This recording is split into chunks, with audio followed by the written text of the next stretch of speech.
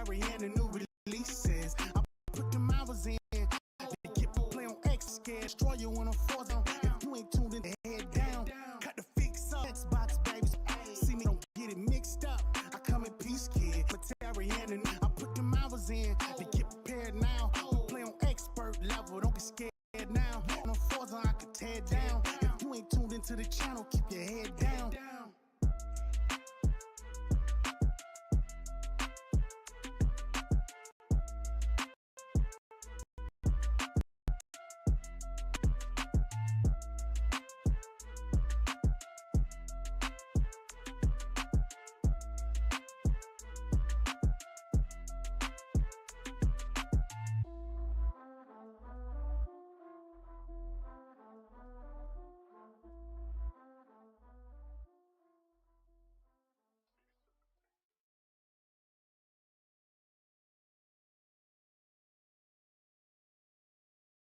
It's good.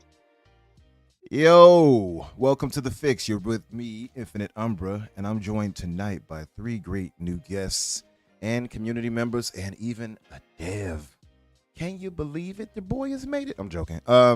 So I'll start from the top and work my way down. I typically would go with ladies first. So, but on the listing, at least as it's showing on the screen, I'll start with you, Ryan, and introduce you first. This is our one of our first dev friends here on the Fix tonight. I believe we had I know we had a few devs actually. So you were joining a nice class of people. So Ryan, tell the good folks a little bit about yourself and welcome to the Fix. Thank you for having me on the Fix. This is an honor. I was not expecting to be a part of this, but I'm glad I was invited. So I'll run through and tell a little about myself. My name is Ryan. I am a game animator. I went to Full Sail University back in 2004. Graduated with a bachelor's degree in computer animation, and from there I do game animation. I've worked on a lot of several indie game studios. Gamma Minus as a gameplay animator, a small indie studio who's trying to develop a game called Cold Comfort under Unreal Engine.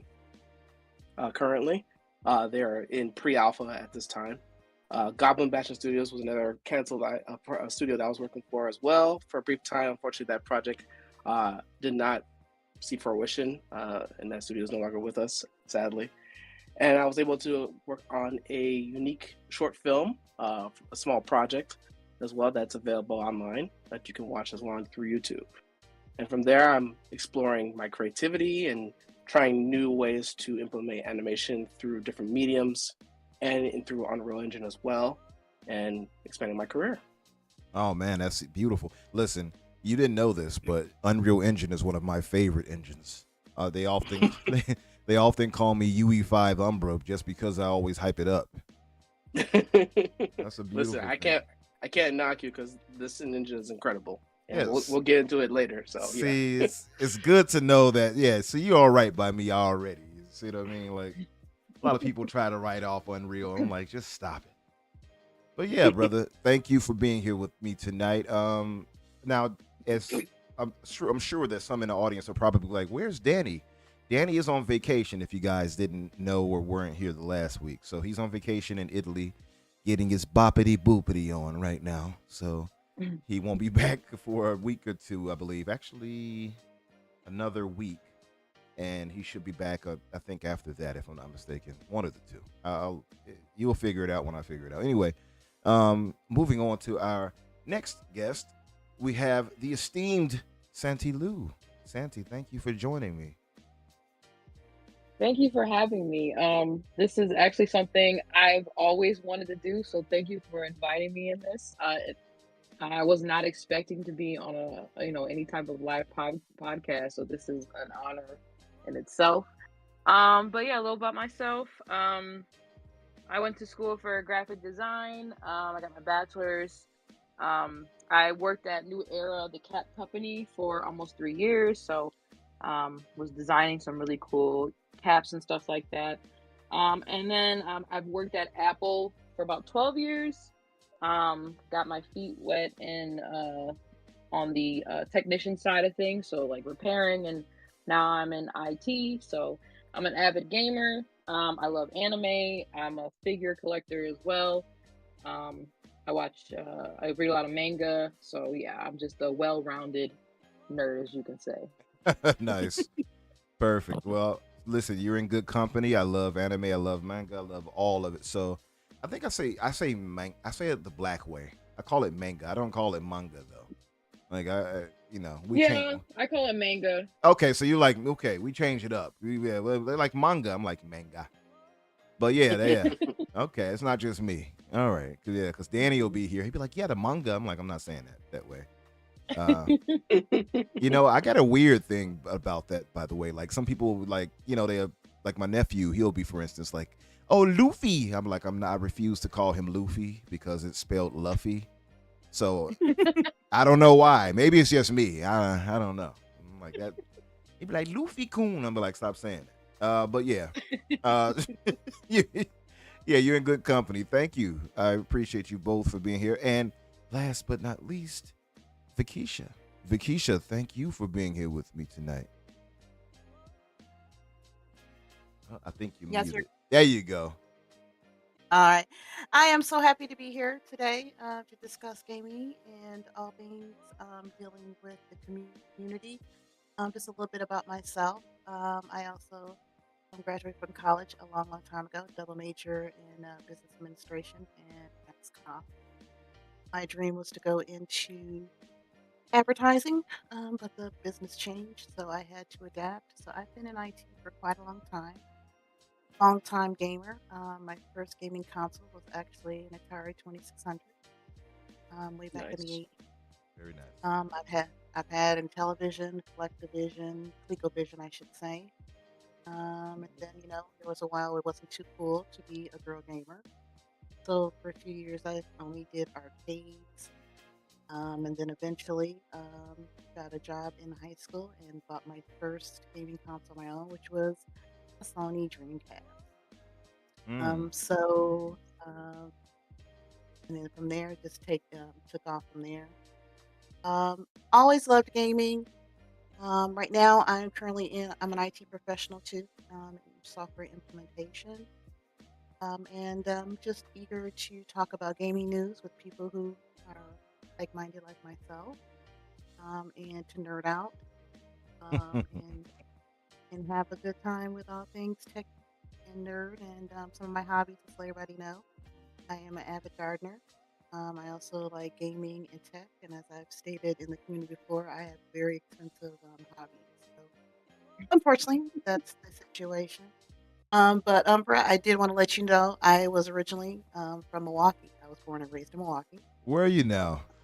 Yes, I am. So I know Chicago very well. My dad lives in Chicago now. Oh, look at that.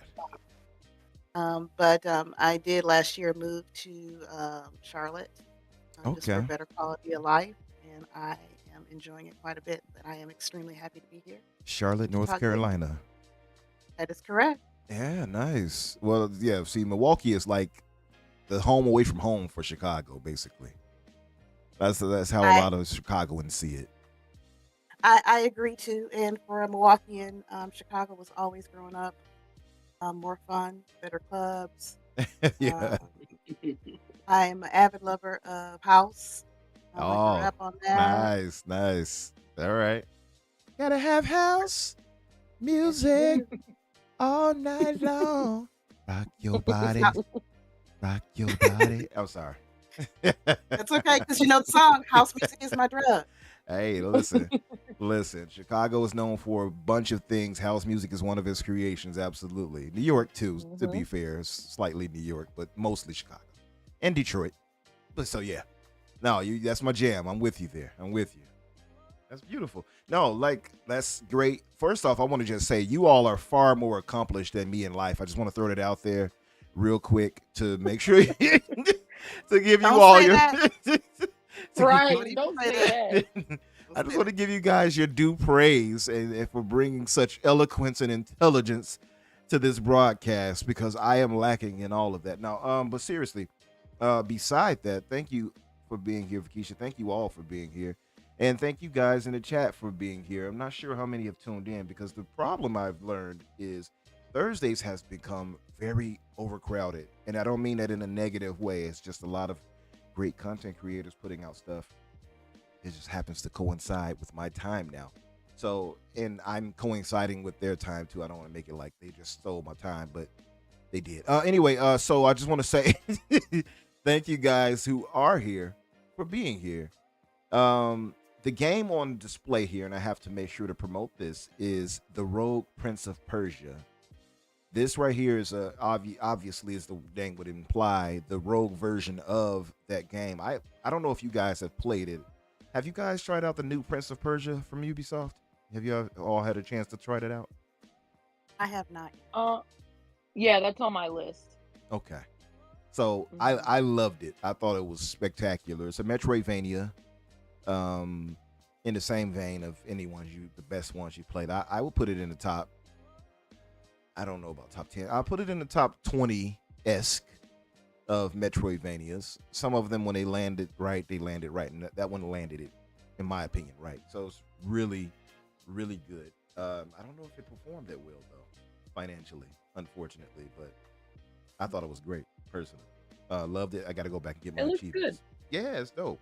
So this is a Rogue spinoff of it, and it is. I forgot. Let me make sure I get their names right, because I don't want to misquote that. Who's making this? This is made or developed by Evil Empire. So Evil Empire, I guess, contracted through Ubisoft, made a Rogue spinoff of the franchise, and yeah, these are the results. Now, you probably, if you all are watching, you probably saw me get killed a minute ago. But it's in the, When was this released? This is not officially out yet, so this is like the beta or the alpha, not the alpha, the more of the early access, I guess I should say.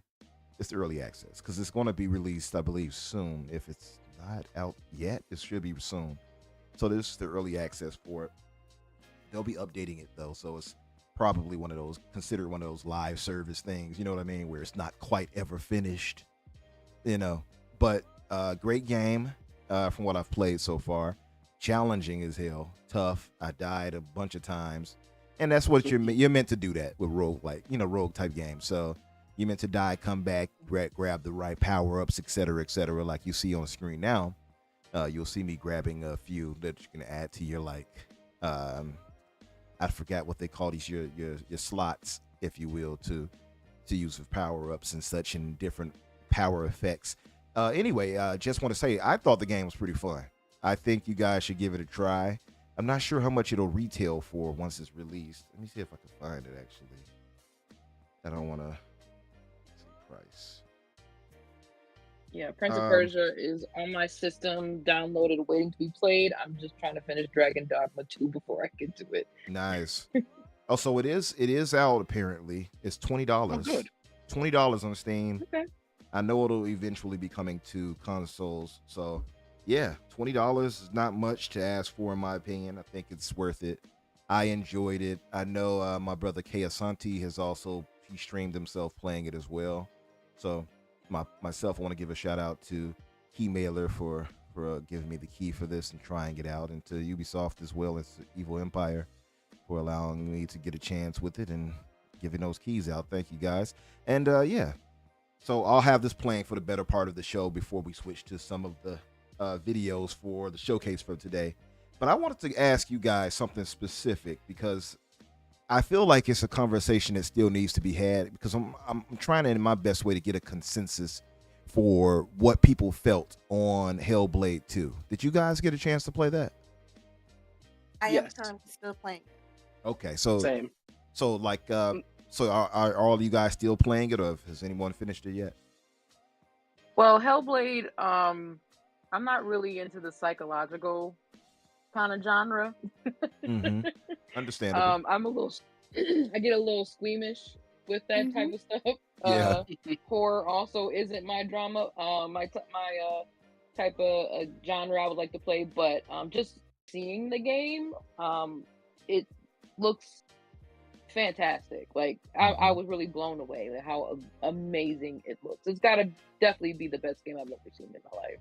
Yeah, no So question. When I booted it up, now I played it on my 4080 Super. I have to keep mentioning that because I'm braggadocious. But when I booted when I booted it up on a PC, I was sitting there like, whoa, like I have it hooked to my OLED. So when I booted it up, I was like, dang, like taken by like gasping, like wow, like this looks too damn good. Like there used to be a point where I think we had this uncanny valley where you could still be like, I can see that's a game. Now it still Right. has gamification of it, but it's so like stunning. It's like damn, like it's a sight to behold. So I agree with you there. And I also I understand you on the horror thing. I don't like horror games either. I'm a huge Yeah. horror fan. I'm sorry. Yeah, no, you're right. I'm You don't sorry have with to that. Oh, apologize. that's But fine. but I will say, I started Hellblade 2 on my PC through the through Game Pass, of course. Now, I don't have a 4080 Super. I'm not balling like that. Yeah. But I do have I have my measly little 6900 XT. Hey, Um, listen. I no shame to anybody on any level or whatever they have. You know, just me being that braggadocious.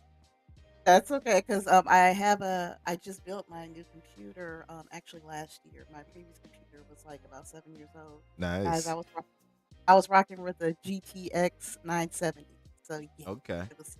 it was time to get a new one. Well, listen, Um, most people would give you more credit than me because I got a pre-built. You actually built yours up, so kudos to you. yep, yep. This actually is my second full build on my own.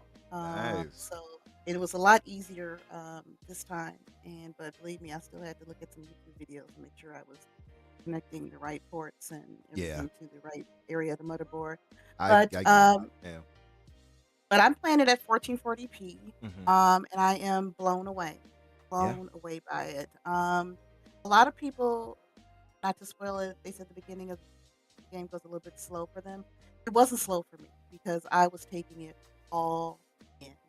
Hmm. Um, just the graphics, the facial animation, the part where she's not to spoil it too much when she's on the beach, hmm and just her face and her mannerisms, how exhausted she looked, and just trying to just get to like the next minute. It's immersive for me. I did have to put. I'm almost the end of chapter 3, I think. Um, and there are some moments where I kind of had to, put it down after a few hours to go back because there is some issues that can cause, some anxiety. Um, and I see where they were going with the character and the story. So, so far I am enjoying it. So I'm taking it in chunks. I'll probably finish it up. If not tonight, definitely tomorrow. Okay. But I'm enjoying it quite a bit. I think it is a visual feast for the eyes, and I definitely think I'll be playing it again, especially since I heard there are different narratives after beat the game, you unlock different options. So Yeah. I'm excited to finish that. Okay, that's nice. Yeah, like I imagine 1440p looks really really good too. Just to be fair, I think It I'm does. pretty sure it does. Yeah, I tried it on a on my ROG Ally just to test it out, and also to get back at one of the, as he called themselves, the NHOs, the new handheld order, uh, MJ Dark. I had to get back at him, so he kept they for whatever reason they've made some type of evil pact, him and my brother John Wolf, against ROG Ally owners. Don't ask me why. So now I'm at an internal in infinite war with them, and so he's like, oh, you ROG goons wish you could do this with your ROG. So I had to boot it up and show him that we can do the same, and I tried it out. It's crazy how, like, you could tell clearly it's not going to touch the console like the Series X version or whatever, but it still looks damn good even on a ROG Ally. Like, I'm impressed. So definitely. But what about you guys, Santi and Ryan? Like if you all have to give a provisional, and I know you're not finished, but if you had to give a provisional thought to where you're at, Santi, I know you didn't really play it much. It's not really your style, but if you guys had to give it a provisional, or Ryan, if you had to give it a provisional, what would you say your All right, score would be? before I unpack my score, I actually Mhm. wanted to talk dabble in it a little bit. Definitely. The game is definitely a showpiece for Unreal Engine 5 as far as the architecture for how that engine operates. Mm-hmm. It's one thing when they highlighted the Matrix demo and they offered it to everyone to play, to like, hey, this is Unreal Engine 5, try it out, look how it plays, which is like a vertical slice of what can be done with the system, which is great. Mm-hmm. But it's another when it's a full production game that was started in, I think it was Unreal Engine 4, and then they transitioned to 5. Like you mentioned before, the fidelity and the lighting and the sheer detail is impressive. I'm playing it on my Series X now, and there are times where I look at it and I'm like, how is this running on this hardware? Yeah. You know, it's a marvel in itself, and it's just nice to see that these systems can handle that potential. Now, there are times where I'm playing the game, I will turn on photo mode just so I can look around the character Senua and just look how her portions and her detail and the articulation of her facial animations happen. Mm-hmm. Because how they use Unreal 5 for MetaHuman, it's very impressive. So the fact that they're applying that here in this character and the other characters as well that you interact with in the throughout the story is just a marvel in itself. Agreed. There are points in the game where I feel like there's always like this box or invisible box that you know that you can't go past a certain point because that's the draw distance. Like this is the playground in which the developer has set the character to go on a path. And there's a limit to how far you can go. There are times where I'm playing this and I feel like I can just walk endlessly until I don't. Yeah. But it's so good in detail that you can't tell where that invisible wall is until you run into it. Yeah, definitely. Yep. I don't know if that's just like for me, but for everybody else, but for me, that's one thing that I got from this. And then two, the 3D audio. If you're not using headphones for this, it can be disorientating and can be a lot taking in. But playing this game with 3D headphones to get the full psychosis. No, you can't get that experience, but you can get a sample size of what that feels like, and it's an incredible another level of immersion. And it gives you a sense of what this character is going through while trying to go through the real world, but struggling with what's real, what's not, what's her actual voice, what's truth, all at the same time. And it's such a marvel to be able to play that. To go back to your point on the game, like what would I give it as a rating? It's too early for me to give it now, but I would say it's definitely in the 8 to 9 for me so far. Okay. All right. And that may change as the story progresses. I don't see that changing for me, but as a masterpiece of what the engine has capable of, how they were able to execute on their vision of continuing this character's story, the way that they use the different tool sets and animations. In fact, I think they did like 1,500 more motion capture animations. Yes, for this game alone. And you can tell in the fight scenes that you do how detailed they are and how the characters react to you and how you fight back. There are moments where there's like a backhand move. I'm like, I wasn't expecting the character to do that. And I'm like, oh, okay. Nice. Because the movesets are so fluid between each state of the animation that that I could not predict the move that they were going to do. Usually you can kind of say, oh yeah, I can see you're going to do that. This one is like, no, I had no idea you were going to do that. I feel the same way. That's why I said there were times when it caused me anxiety because you're on the edge of your seat Mm-hmm. and you're Right. like really into it, and I'm just like, oh my goodness. I had to catch myself a few times.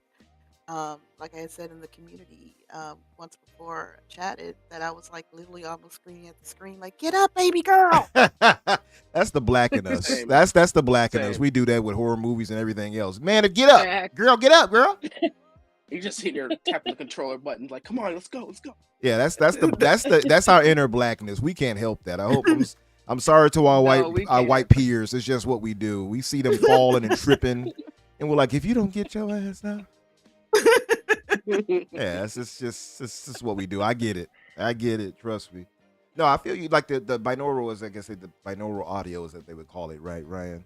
It's really Mhm. solid. I agree with you. Like I played it both ways, hearing it through my stereo speakers from the OLED, and when I played it on Series X for my second playthrough. I'm not finished yet, but playing it on the second playthrough, I wanted to try the the headphones, like you said. So having it with Adobe and all that, it is really beautiful sound. Like they need to, if they're not going to win Game of the Year, which I don't think they would, just knowing how the media kind of is, and there's probably going to be other games that might usurp it. To be fair, and the game is not perfect. I will say that, so Yeah. I can understand it not winning it too. I don't want anybody to be like, "Oh, look at him, he's Xbox tax." But anyway, despite my feelings on it, I do feel like they have to win something, like visuals, definitely gonna audio, yeah, Audio for sure. Yeah. I think they're gonna take that. Mm-hmm. That That's Yeah. what I said too. I said that also too. I said if they don't win for audio, that to me is like it doesn't make sense because a part of the experience is experiencing the sound, the environment of Yes, it is. of which she's in, and it's like the sound is a huge part of it. And so I think that if they don't win sound, I feel like that's criminal. Yeah, definitely. We had a super chat from the lead NHO himself. He says, and look, he would start besmirching Unreal Engine, of course. He says, MJ Dark, by the way, gives a $1.99 donation. Thank you, brother. He says, Silent Hill 2 on UE5. Oof, not a good look. Was that in Unreal Engine 5? Yeah, it it was. Okay. It was. I blame Not- them. I- That's not the engine Not fault. not every studio can be a winner when it comes to development. Exactly. Not for every coalition we have a blooper team. So it is what it is. Ham said Umbra's favorite entrant is Unity. That's not true. That's not true. Ooh. Don't listen to him. Ooh. By the way, we have the legendary Special Nick in the audience. What's up, Nick? Thanks for coming by, brother. I know it's probably, is it late for you, Nick? Oh, no. You're in Australia. It's probably like 1 o'clock in the afternoon or something for you. Evening, I guess, or afternoon for you right now. We also have, he said that's more like it. Yes. The legendary Special Nick.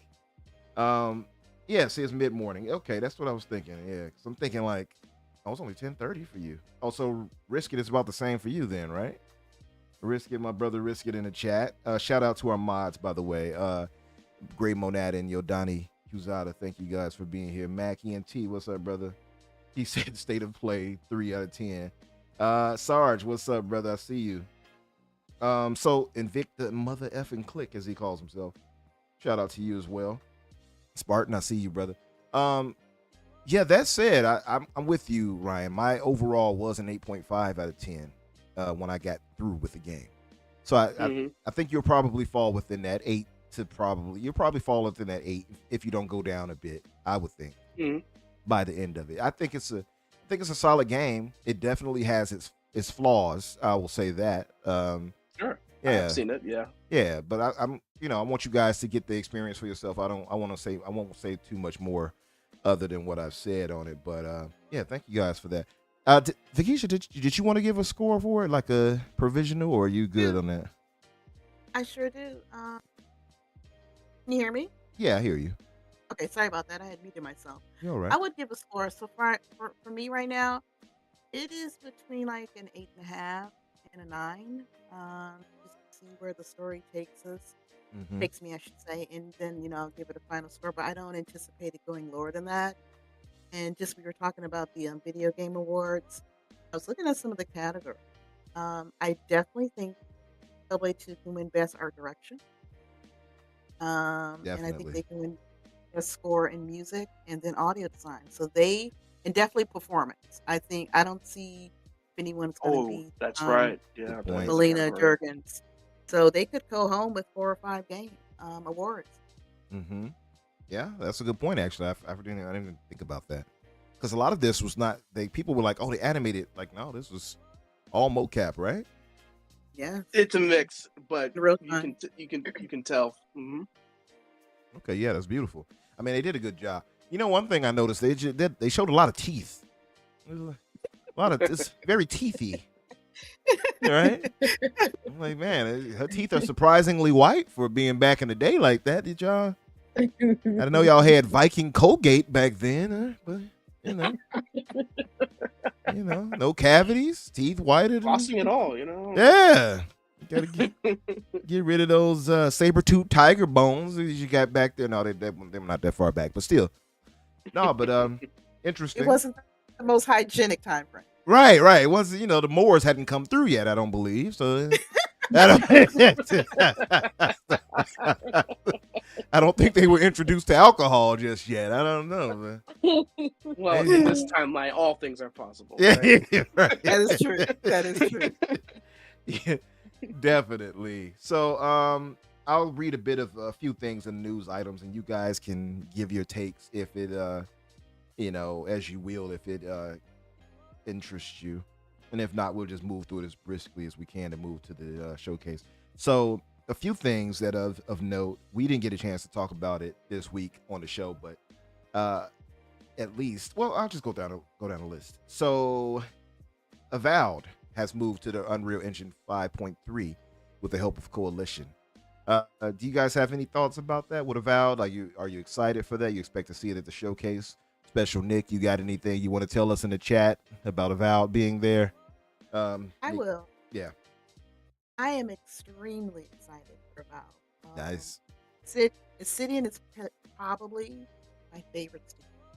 It is my favorite studio. And I liked the CGI trailer before we knew what it's about, but I really liked the current one. I have played Pillars of Eternity before, so I do like that little universe. Okay, nice. But I have no doubt that Obsidian will knock it out the park. They are a fantastic writer, very clever, good writing. So I'm looking forward to that, and I also think that may score pretty high, minus the Xbox tax. And that could possibly be a game of the year. That could possibly be a game of the year. I would love it if it was. I'm with you on that. Obsidian are excellent at character work, for instance. Like Mhm. that's their bread and butter to me. I think like Mhm. outside of making interesting like worlds and stuff, like they really do give you cool characters that you do end up liking. So, Josh Sawyer and team that really good at that. What about you guys? Do you all have any thoughts on Avowed, interested, hyped for it, or anything like that? I'm excited. Just to try something new from them, a new, kind of like a new genre for them. But I also love Obsidian. Of course, they worked on my all-time favorite games, which is Star Wars, Knights of the Old Republic. So I'm all in there for that. And then I definitely enjoyed Outer Worlds. So I know Great their games. quality Mhm. is amazing. The story is always good. So I'm really, really excited to see what they're gonna do with this. And especially with the gameplay and everything, just to see how that goes. But yeah, I'm looking forward to, and if the fact that we're getting more Unreal 5, Engine 5 games, it's like, I feel like we're gonna be able to see different type of games in Unreal Engine 5 and see what it brings. Not every game is gonna look like Senua, so That's true. that game. So Yeah. it's just gonna be nice. It's just gonna be really cool just to see like the capabilities of what Unreal Engine 5 is gonna do for these games. So Yeah. yeah, I feel like I honestly feel like the generation is now starting because we're moving over to Unreal Engine 5 now. So It does yeah, I'm feel looking like forward it's to it. it does feel like it's like finally starting. I think like Hellblade kind of opened the door like, oh, this is what next gen is supposed to look like, right? Yeah, it does kind of feel like Right. that. Yeah. Yeah. Plus, we It's had overdue. it is right. But But go ahead, Ryan. What were you going to say about it? no, I was saying it's definitely well overdue for this experience to finally kick off, and I think everybody's been anticipating like, we see what this engine can do, but now we're starting to see these games the engine in the hands of these talented artists and engineers and studios being able to showcase it. So there have been other games that have come out. I just can't remember off the top of my head right now that highlight that we're using the Unreal 5, but they were not prominent or probably recognized for it. Mhm. It's just nice to see that this one in particular is not even the standard, but just like the potential. And then we go from there after that. And then we got Avowed now, which I think it is an initial reveal. Like it had a tone or a theme then, and then when it officially had the gameplay for it, it had a much more vibrant color, more character, very stand out in that genre of the category for the game, for that type of game, compared to other ones in that genre. So it definitely makes it stand out more and more enjoyable for other people. So I'm glad that they chosen that path, and I look forward to their prowess in storytelling and their character development from other games that they've done in this. Yeah. So it's going to be exciting, honestly.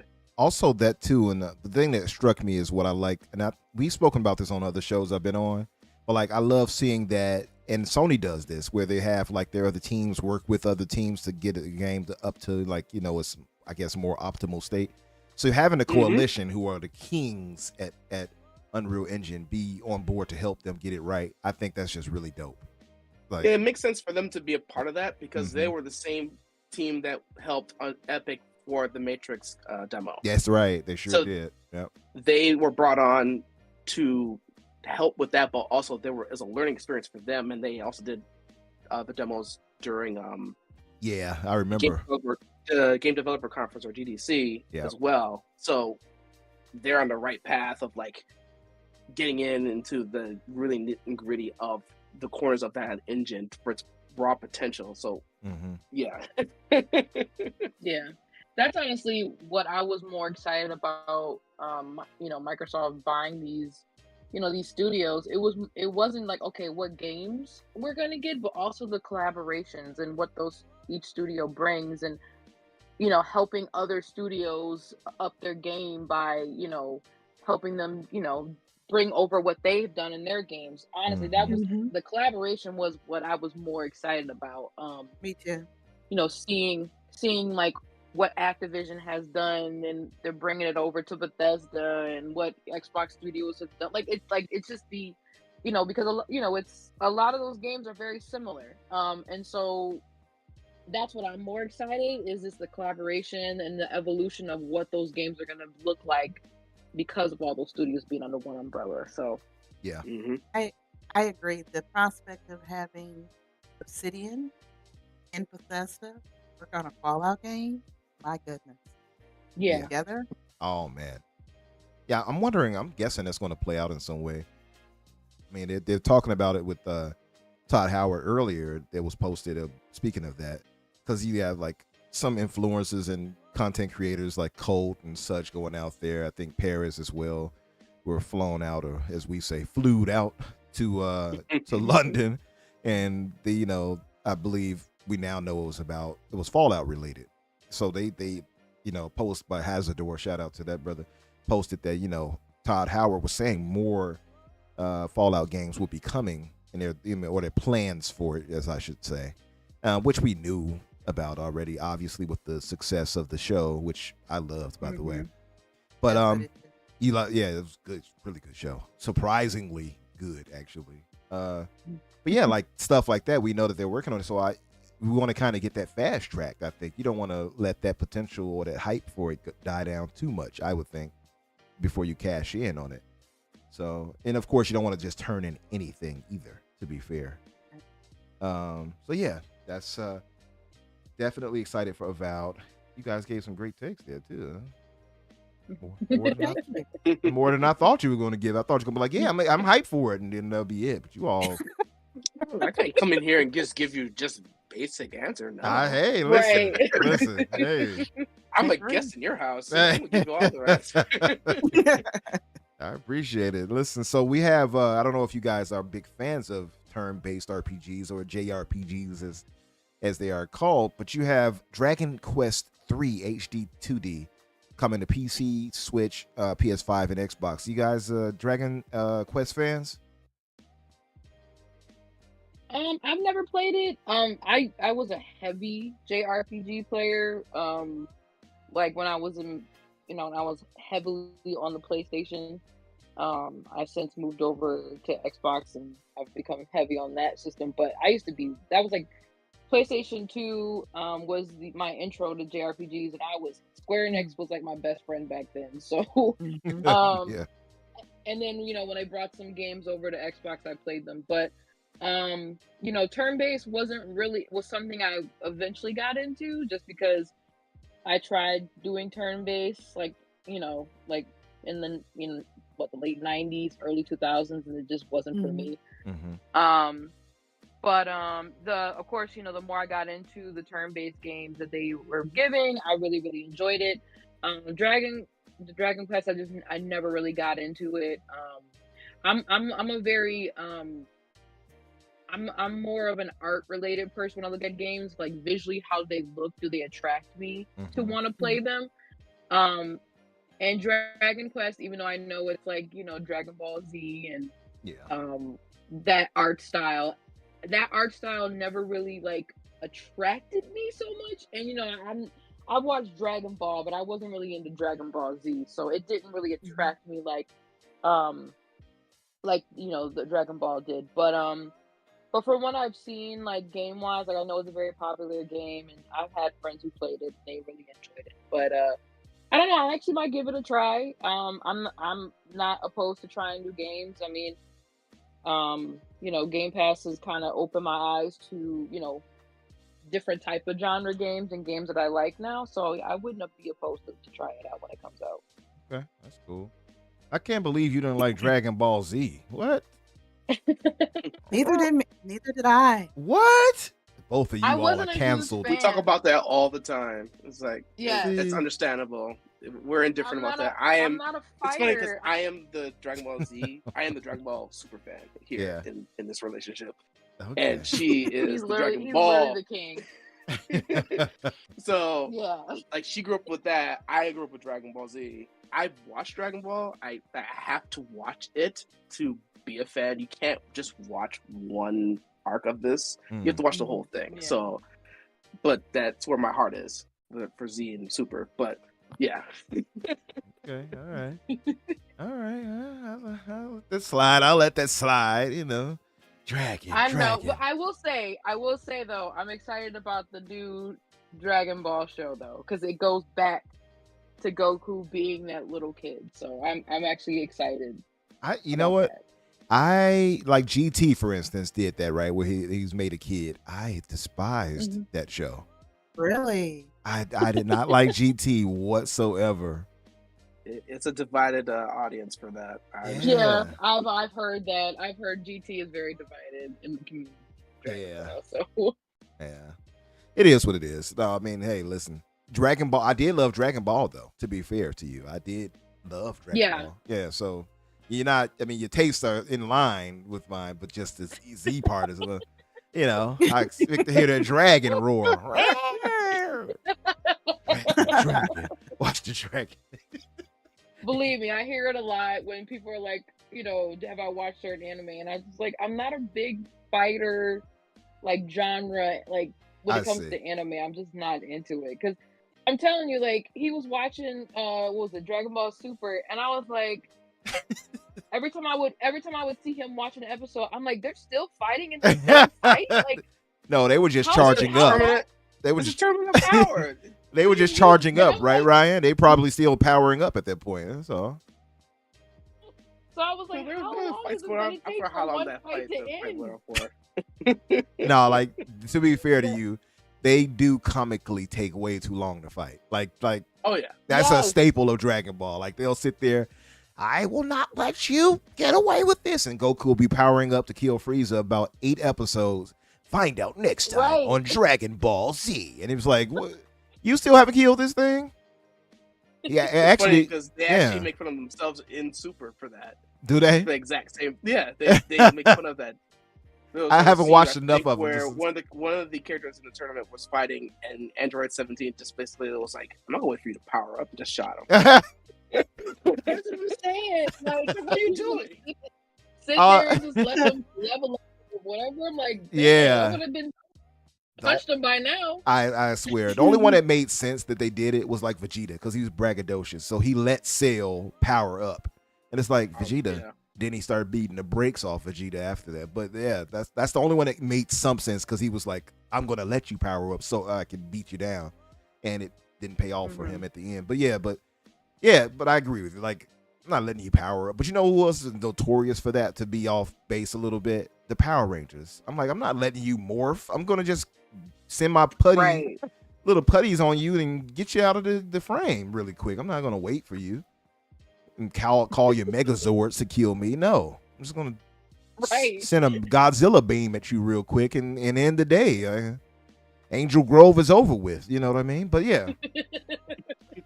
But moving on to another news item. I'll say these two and then we'll move on to the main events. So Black Ops 6 is coming day and date to Game Pass, and there was a report by some Microsoft exec at Eurogamer is written where they say that it will not be increasing the Game Pass price for it, which is surprising to me. Listen, if we're going to be real, we know that they're eventually going to raise that price. That's just the kind of the nature of sub services. And if you're adding so much value like that, it has to be expected at some point. I don't think they'll do it this year. I agree. Yeah. But what you got? Are you guys Call of Duty fans? Are you excited for this? Finally, to hear news of, Call of Duty coming to Game Pass day and date and all that. What's your guys' takes on that? And whoever wants to go first, you can feel free. I'll go. Right. I am not a big Call of Duty fan. I haven't played Call of Duty in quite a few campaigns. But Okay. it's on Game Pass, so I'm gonna try. There you go. Are you more of a single player fan when it comes to those types of games, or multiplayer? I do like multiplayers. Okay. But it's just it's something about it's a few things. Like I said, personal, not to get too crazy, but I have a vet. So Call of Duty, how do I say this? Sometimes I don't want to say propaganda, but sometimes the tilt to a certain particular country, yeah, and Yeah. their space and in conflict and military is a little too like, okay, y'all. America. America's the best. We don't do anything wrong. You know Right. that? All right. We stand for justice at all times. Yeah. So part of me, that's a little turn off because I expect that. But I do Mhm. like shooters. Okay. Heck, I grew up on the Xbox, so it's the shooter box. There you go. So I enjoy that, but I'm going to try it because it's on Game Pass, of course. Mhm. Now it's part of Microsoft Gaming. I'm definitely going to try it and see what I can get out of it and see. I'm sure with my older, whatever would say mature, I don't know how I'm be able to move those triggers as quickly as I possibly can. But I'm gonna try it and do what I can. But yeah, I'm definitely gonna. Listen, don't feel bad. I can't play the multiplayer like that. Like, I feel like maybe it's my older fingers too, because I see these people running around and they just stab me up really quick or shoot me really quick. All you hear is, and I'm like, okay, this is not for me. Like, I'm a big Halo fan. My favorite franchise of all time. I can't get into Call of Duty multiplayer like that. I've tried. Yeah, It's that's just, exactly where I'm at. yeah, see, Right. so I'm not alone. I feel good. I'm not alone. You are not alone. But single player, however, I'm all that's for that. dope. Yeah, I'm all I don't for it. know this. I don't Okay, either. see, I'm not alone in this. I don't get that. Like, the campaign, I could play Mhm. and enjoy it for what it is, but somehow the multiplayer is just another journey on its own, and it's like, Yeah. I don't know, I can't click.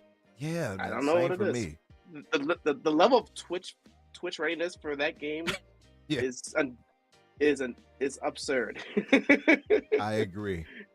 I see people playing it like, what? You want to play Call of Duty? I'm like, oh, Not the way you're playing it, no. yeah. No, thank you. I don't Yeah, have I'm the any. same way. Same way. Okay, I'm see, not we're a all agreed. I'm All not a right. Call of Yeah, I'm not a Call of Duty fan. I mean, I started late in the shooter genre, but Gears was my first shooter. But Yeah. Yeah, Call of that's Duty, scary. yeah, Call of Duty. I just I don't know. I tried it like years ago, and I just never got it back into it. But I will say though, the whole ordeal with Game Pass, it was kind of surprising. I was like at a 50-50 kind of feel of if Xbox was going to do it or not. Just because as we hear about Game Pass and it's not at the numbers they expect. I am very intrigued to see what's going to happen, and I also am really surprised they didn't raise the price for it because I was expecting that.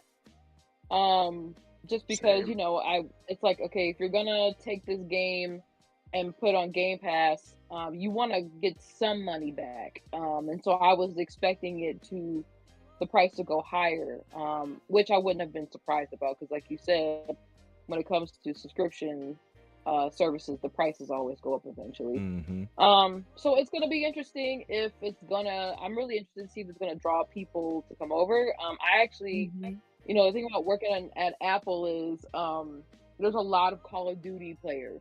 That's a lot So of them, huh? Yeah. yes, a lot of them. And so I know Call of Duty fans you know, who would play on PlayStation and they would just go crazy about it. So, and I remember, because working at the time, I was like one of the few Xbox fans, of course. Everybody had a PlayStation at Apple. And so, Mhm. just to hear him say like, I'm like, oh, what if Microsoft, when the whole Activision rumors were coming out, one of my coworkers who he can't stand Microsoft, I was like, so what happens if they buy them? And he was like, I don't want to talk about it. You So Mans was in denial. Like, don't You didn't want say to talk this. about it. Right. right, right. So I know, like he's probably happy that it's gonna be on the PlayStation, but I mean the fact that you may not have to buy it right away or buy it if you don't want to, or you can choose to buy it later. Like you have that option. So it's like, is it going to attract people to come over and say, okay, I don't have to buy it, I could just play it Mhm. just Mhm. by getting a subscription. So I don't know. We'll see how it goes. I'm just hoping that this is not going to be the test that causes more issues with studios and stuff So like true. that. So we'll have to see. That's Yeah. the one thing I'm nervous about with all these studio closings. I mean, it's been Mm-hmm. happening so much. So we'll see how it goes, but it's exciting to see that even though Xbox is, doing certain things I don't agree with, that they're still taking chances. Yeah. Um, so we'll see what happens. I'm just like I said, I'm shocked that they didn't raise the price because I was expecting. Super shocked. Like I I went on board a few times saying expect that price raise. If they don't Right. if they don't just like try to pull a fast one and say, oh, we'll include it in Game Pass at an extra tier or something. I felt it was going to be some type of trick, but apparently not. Yeah, I thought so too. I thought maybe like, okay, if you have Ultimate, you can play Call of Duty for free. I wasn't expecting like, oh, Right. all Game Pass tiers. I was expecting it to Right. be like a certain tier. Mm-hmm. What were you going to say, Vakisha? I was agreeing with Santi. Yeah. I thought maybe they would have like this is only for the the ultimate, or you can upgrade for additional small time. But I was gonna ask you guys, and I wonder what Brian thought of it too. With Xbox marketing for Game Pass has been absolutely non-existent.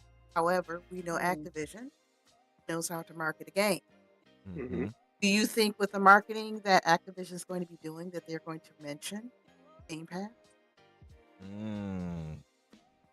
I will say For that, that's a high potential because being under the umbrella, the more that they can highlight Game Pass as an experience that you can only get these games with, best, that they're going to find ways to cleverly market either the studio themselves tying in the game or the game being highlighted as part of it in different ways. I'm just curious as to how they're going to do it. And what will be the allocation of her budget to do that kind of promo. Because right now, I agree, as far as marketing goes, it's missing entirely. Like, you barely see it here and there, maybe. If they're highlighting a specific game, they may mention it. But outside of that, they don't focus on just Game Pass. Rarely. So I really think that going forward, post these acquisitions that they have, we're going to start seeing more. This is why Game Pass exists. This is why you should have it. And Call of Duty could be part of that. At baseline, to that point of Call of Duty, I think it's a great way for anybody to try it to see if it's a Call of Duty Vanguard experience. For many, it's probably who are familiar with that. Vanguard is one of the worst versions of Call of Duty to exist. As far as story, multiplayer, all around. So, if anything, I don't think Black Ops 6 will fall into that category. But if this is a great way to say, hey, I don't want to spend $60 plus for this game, but I will get a free trial Game Pass just to see if this game is what I would want to play. And if it is, either A, they'll lean into Game Pass itself or go buy the game. But either way, they just won twice. They got someone to experience Game Pass because the Game Pass trial may be a month, could be 3 months, 2 weeks, maybe a week, couple weeks or so. But at that time, they might say, "Well, what else is this? What is that?" So that's where this kind of plays in: is what is the best path forward for them to market Game Pass? I think they still need to figure that out, but I agree that it will happen. It's just a matter of how they do it. Yeah, I was gonna say I think they have to, just because they are giving that option to people of you can buy it, but you don't necessarily need to. So I feel like they're gonna have to market the hell out of Game Pass, honestly. And I always tell people Game Pass, you might want to call it the rental subscription, which is okay, we've had those growing up. We've had rental services. I don't understand why renting games now is I don't understand why it's bad. Xbox. We've had it forever. Yeah. Well, and that's crazy because my cousins, when they had the Sega, they would go to Blockbuster and get Sega games. Correct. Or That's where I went. I had GameFly at one point when I had my PlayStation 2. So it's we've had those things before. So I don't know why all of a sudden, but we know because it's Microsoft. But that's exactly why. I feel like that, as Ryan said, it would be great because you're bringing people with this, but then people are oh, so what else is on here? Because that's exactly what happened with me. Was I started playing games that I never thought I would because of Game Pass. So I feel like if they really want to increase the numbers for Game Pass, I feel like Activision is definitely going to have to advertise it. And the thing now with Activision is we don't know what that relationship with Sony looks like going forward because they were best buddies with Sony. So it's they consistently, when they did advertisement, it was always a Sony thing. So now it's just okay, this is new territory. What is it going to look like with Xbox? But I feel like they're going to have to if they're going to take this chance of putting it on Game Pass. Now, to be fair, of course, Xbox did have marketing for them, I believe, during the 360 era at points. But they did. Yeah, so they have a relationship with both, but it was, I guess, for longer or at least probably more lucrative with Sony. Probably, I would say, because I know they have a large base. I think it's 15 million point something gamers play it on air versus 8 million here on Xbox. So but hey, it is what it is. Microsoft has to capitalize. I think maybe making sure to advertise the game on their boxes, right? Put it on the Xbox Series S, put it on the X, and like Ryan was alluding to, give a Game Pass trial. Me, I stuck. That's why I mentioned weeks. By the way, Ryan, because I know he's like months. And my other show that I'm on with Boomstick, Mr. Boomstick, he mentioned a month, like to get people kind of hooked. I'm like, no, I give them 2 weeks. Hell, maybe a week. Like, here's a little taste. You want the rest of this drug, you got to subscribe. You know, that's the way I look at it. Like, the reason why I said a month, because we as gamers, you know, we're investing our time into these games, and our time is finite, right? Right. So these games are getting bigger, and the allocation of time to play them is becoming less. True. Average games can be anywhere from 20 hours to 60 hours plus. So if you can't even get that in a week to play a game, you know, that sample size may not be enough to get the full scope of what Game Pass offers. So that's why I think the 30-day trial is like the sweet spot. Yeah. To give people at least a chance to either A, largely finish a game and play something else, or B, sample size different games. Yeah, no, that makes sense too. Yeah. I'm just the stingy type. I'm like, no, you gonna. Yeah. Which I think they a probably week would be. Yeah, they'd be more in favor to your call for that. Yeah, that's what I was. That's what I was thinking. That seemed like the Sony Pro Microsoft way. Probably more Sony because they're more, I think, less consumer friendly. But yeah, that said, let's move to this next one. So Xbox, I don't know if you guys have heard this news, and we'll move to the main ones after this. Xbox will reportedly be publishing the debut title from 100 Star Games, the new studio from Rocksteady co-founders Sefton Hill and Jamie Walker. Are you guys a little excited for that? Like, it's their first game, I guess, after splitting from Rocksteady. Sefton, I know, was like a co-writer, if I'm not mistaken, for what's the name of that game? Suicide Squad, I believe. I wasn't particularly a fan of the beta when I was involved in it, or the alpha, or whatever you want to call it. I wasn't a fan of it. I know some people love it, so, you know, I don't want to besmirch it, but from what I played, it was not enjoyable to me, though it was, again, just the beta or alpha or whatever. So I have to wait, and I'll wait till the price drops, and I'll probably get it then. But I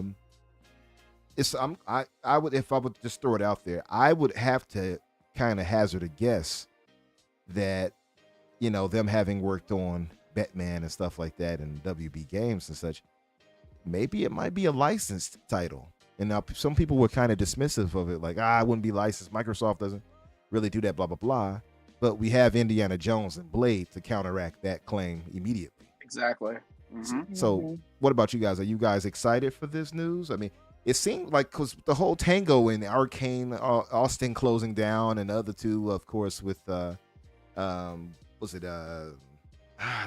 that I just forgot their names. The other two studios. Alpha Dog. Oh yeah, I know what you're talking about. Yeah, Alpha Dog and that's right, Alpha Dog. Yeah. Roundhouse Games. Yep. I'm glad I remembered their names because that would have looked shady. But yeah, but with them closing down, it felt like, oh boy, here we go. Like, going back to your point, Santi, when you were talking about the whole situation with Call of Duty. It's like, yeah, are we going into this direction where the Call of Duty types and the live service games are going to be what dictates Xbox's future? And then we see the closure of Tango and everything. But then you see like a studio, them publishing this, and then you see them with Activision with a new game, or a new studio rather, that they're creating. You're like, wait a minute, so they're going deeper in on AAA actually. So it's actually a little surprising to me. Which is surprising, because I was not a fan of them closing the studio, especially Tango. Like, I was I still don't like that strategy. I feel like that was a bad move on their end. I agree. It's not even just the fact that it was, Hi-Fi Rush, which, it's all about them trying to create a relationship in Japan, and relationship with Japan consumers, and trying to expand there. And it was just like, why of all studios would you close the one studio that you have over there it just doesn't. It doesn't look good. It doesn't. Like it you know, and I was telling people like this is a whole nother country where you might have damaged the relationship with them because you're taking jobs away from the people who are from there. And so it just to me wasn't a good move. So as much as I am excited about them opening a new studio, I just for the most part I just hope that the devs who did lose their jobs, they have the opportunity to go to these studios to get hired there, just because, you know, it's been really like, you know, it's been crazy for devs and I feel like so bad for them. I mean, at one point in my life, I was looking at gaming or going into gaming. Like I wanted to be an animator, a 2D animator, and then, you know, 3D kind of came in and destroyed that dream for me in so many Created the ways. dream for me. So I mean, you it's still can, though, technically, to be fair. There are some great That's true. 2D sprite type games out there, right? Some great ones. Which is crazy that that's coming back. So Yeah. it's like that dream may be a thing. The dream but, alive. Yeah. Right. But it's just like it was, you know, I'm just hoping that, you know, whatever, if those devs, if they can get jobs there, I would honestly be more happy about that than them opening new studios. I mean, I was excited about the talent that they are bringing in, and I feel like this is going to be the norm going forward, where you'll see a lot of talent who've left other studios or were let go by other studios coming together and opening their own studios. I mean, that's usually the way of the beast in the gaming industry. So I'm just hoping more of that happens. The only thing though, it's just like the uncertainty of it all. Like it's like, okay, if you close Tango, is anybody safe at this point? Even if you open a new, you know, studio, it's like, how many chances are you gonna give them before you decide, oh, they're not making us money? So it's I don't know. I'm excited about it, but I'm also still just like nervous about it. Yeah, no, definitely understandable. A lot of my fears, the same way you put it, the exact same way I put it, in damaging the relationship they would have had with Japan or had with Japan. That's the worst part. Like outside of the people losing their jobs, obviously, but like, yeah, like you just had to, I still have trouble. Like, yeah, for one, I loved Hi-Fi Rush. Let me get that out of there. I put tons of hours into that, beat it, I don't know, 5 times, whatever.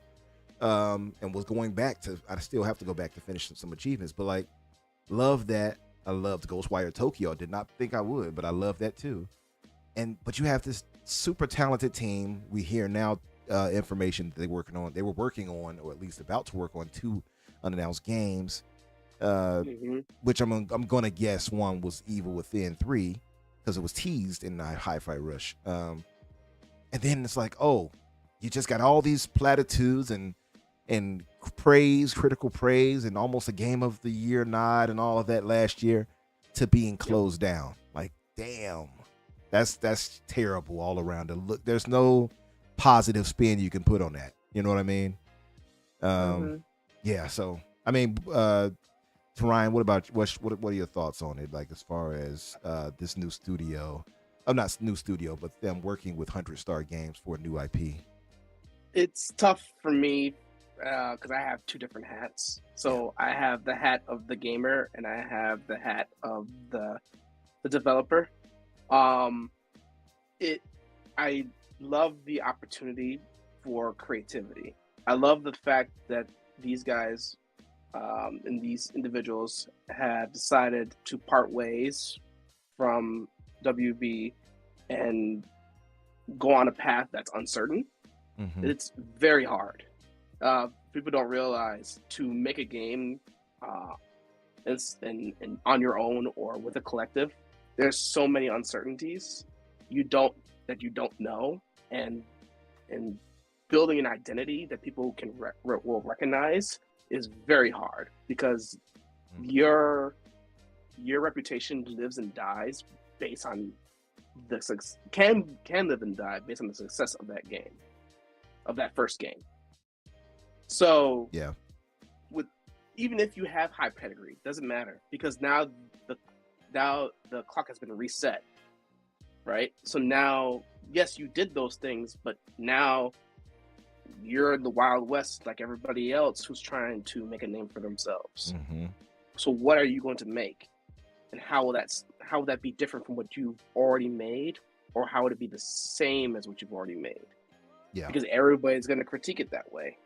So True. if your game does not, it feels like a Batman Arkham Knight series, or it feels like something that is of the prior studio's wheelhouse, but it looks slightly different, it's not going to translate well. So, and people are very quick to catch that. So I'm curious to see how that will play. I look forward to it.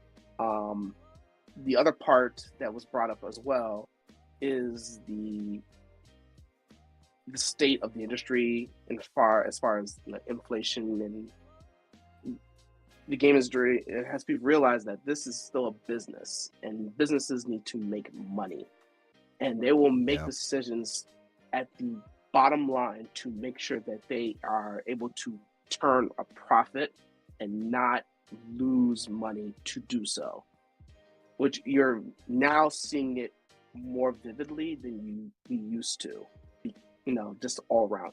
Other industries are being affected, and I did think it would come to hit the doorstep of the game industry, but it knocked on our door and came through and says, "Hey, I'm here. You guys gotta make some changes around here. You guys gotta figure it out. Gotta close some studios down, make some changes, change positions of studio heads, and figure this out. We can't keep spending money and not getting that amount of money back or more of it." And so both players of the field, both on PlayStation side, Nintendo side, and Xbox side, are all being affected by this. Yep. And it's going to be interesting over the next few years how they respond, and how developers work through this. Because at the end of the day, this is someone's form of income. This is someone's passion. This is someone's gift to the world, and they may not know if that gift that they are trying to create will see the light of day, or even worse, will they be able to continue working in their craft? Yep. So it's more deep dive to unpack for that. That I can't talk about here. But no, spoil the beans. Tell us everything. All your secrets. All your secrets are mine now. I will say there is a silver lining here. Yeah. In my experience and working with others in this industry, Mm-hmm. it's a very knit family. So we are very supportive of one another. So when this happens, you do see collaborative studios try to reach out to pull those talents in to support them. True. Yeah, you often see it on all Twitter. the time. Yep. You see them reach out. You see studio heads say, "Hey, that's not okay. We understand what you went through. Come to us. Let us know what you need. We will bring you in some way." You'll also see, even on Microsoft's behalf, they will actually unfold on Unravel teams to make sure that they have an opportunity to move to other studios within the Xbox Game Studios umbrella. Yep. So there's opportunities. It's harsh because we know the studio name, the brand, the identity, the IPs that they've had, and the successes that they've had, and you want that to continue. Mm-hmm. And it's just tough of the nature of the beast of business to take that away, right? Yep. So at the same time, I'm glad that there is some solace that there is support. So not everybody's out in the dark and not having an opportunity to be able to work and be creative and make a living. So it's all good. In some areas, it's tough. But at the end of the day, to circle back to your original point, yes, I am optimistically curious about what this new studio will do. Okay. And I hope that they are successful with whatever IP that they're trying to dabble into. Yeah. It could be a licensed IP. It could be an IP that Xbox already has that hasn't seen the light of day in many generations. That's true. Doesn't have to be new. So it doesn't have to be new. It could be something that they already own. Mm-hmm. So anything is out there for possibility. It's just a matter of wait and Mm. see what they wish to do. What about this thought? What if it's like prototype? People always like, oh, prototype, bring that back. What if it's like prototype and their pedigree with superhero games maybe lends itself to that? I'd be all for it. I think I miss prototype. Yeah. It's a tough game to play too, because there is this part of me where I want a brand new IP, something that I wasn't expecting, but it's also tough to sell because people don't know it. They don't know it by name. They don't know what to expect from it. They don't, those kind of things. But a prior established IP, people like, oh, I know what I'm getting from this. I know what to expect, with probably nuances of new things or updates to it. So for me, it's tough.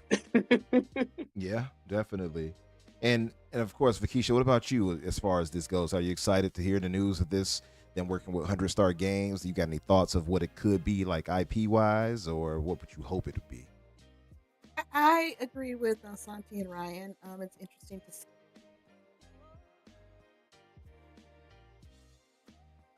I think you cut out for a second, Vakisha.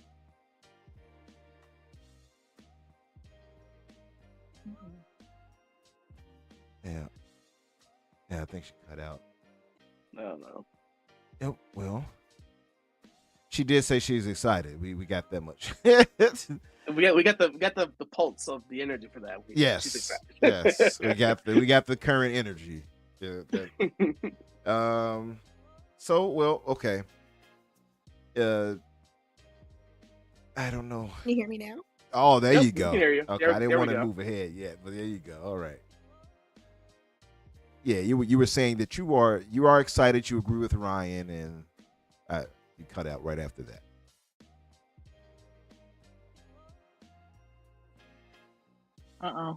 Yeah. We heard you and now we can't. No. Let me see. That was some technical difficulty. Yeah. Oh, Vakisha, I'm not sure if you can hear me, but maybe you have to exit out and enter back in. Maybe that might correct it for you. See if that'll work if you can hear me.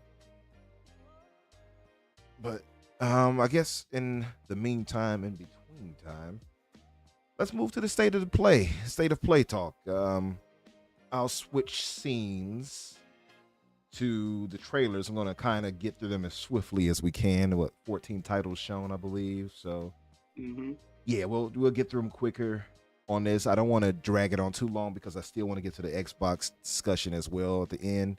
So Sure. I guess we have 8:19 now for me.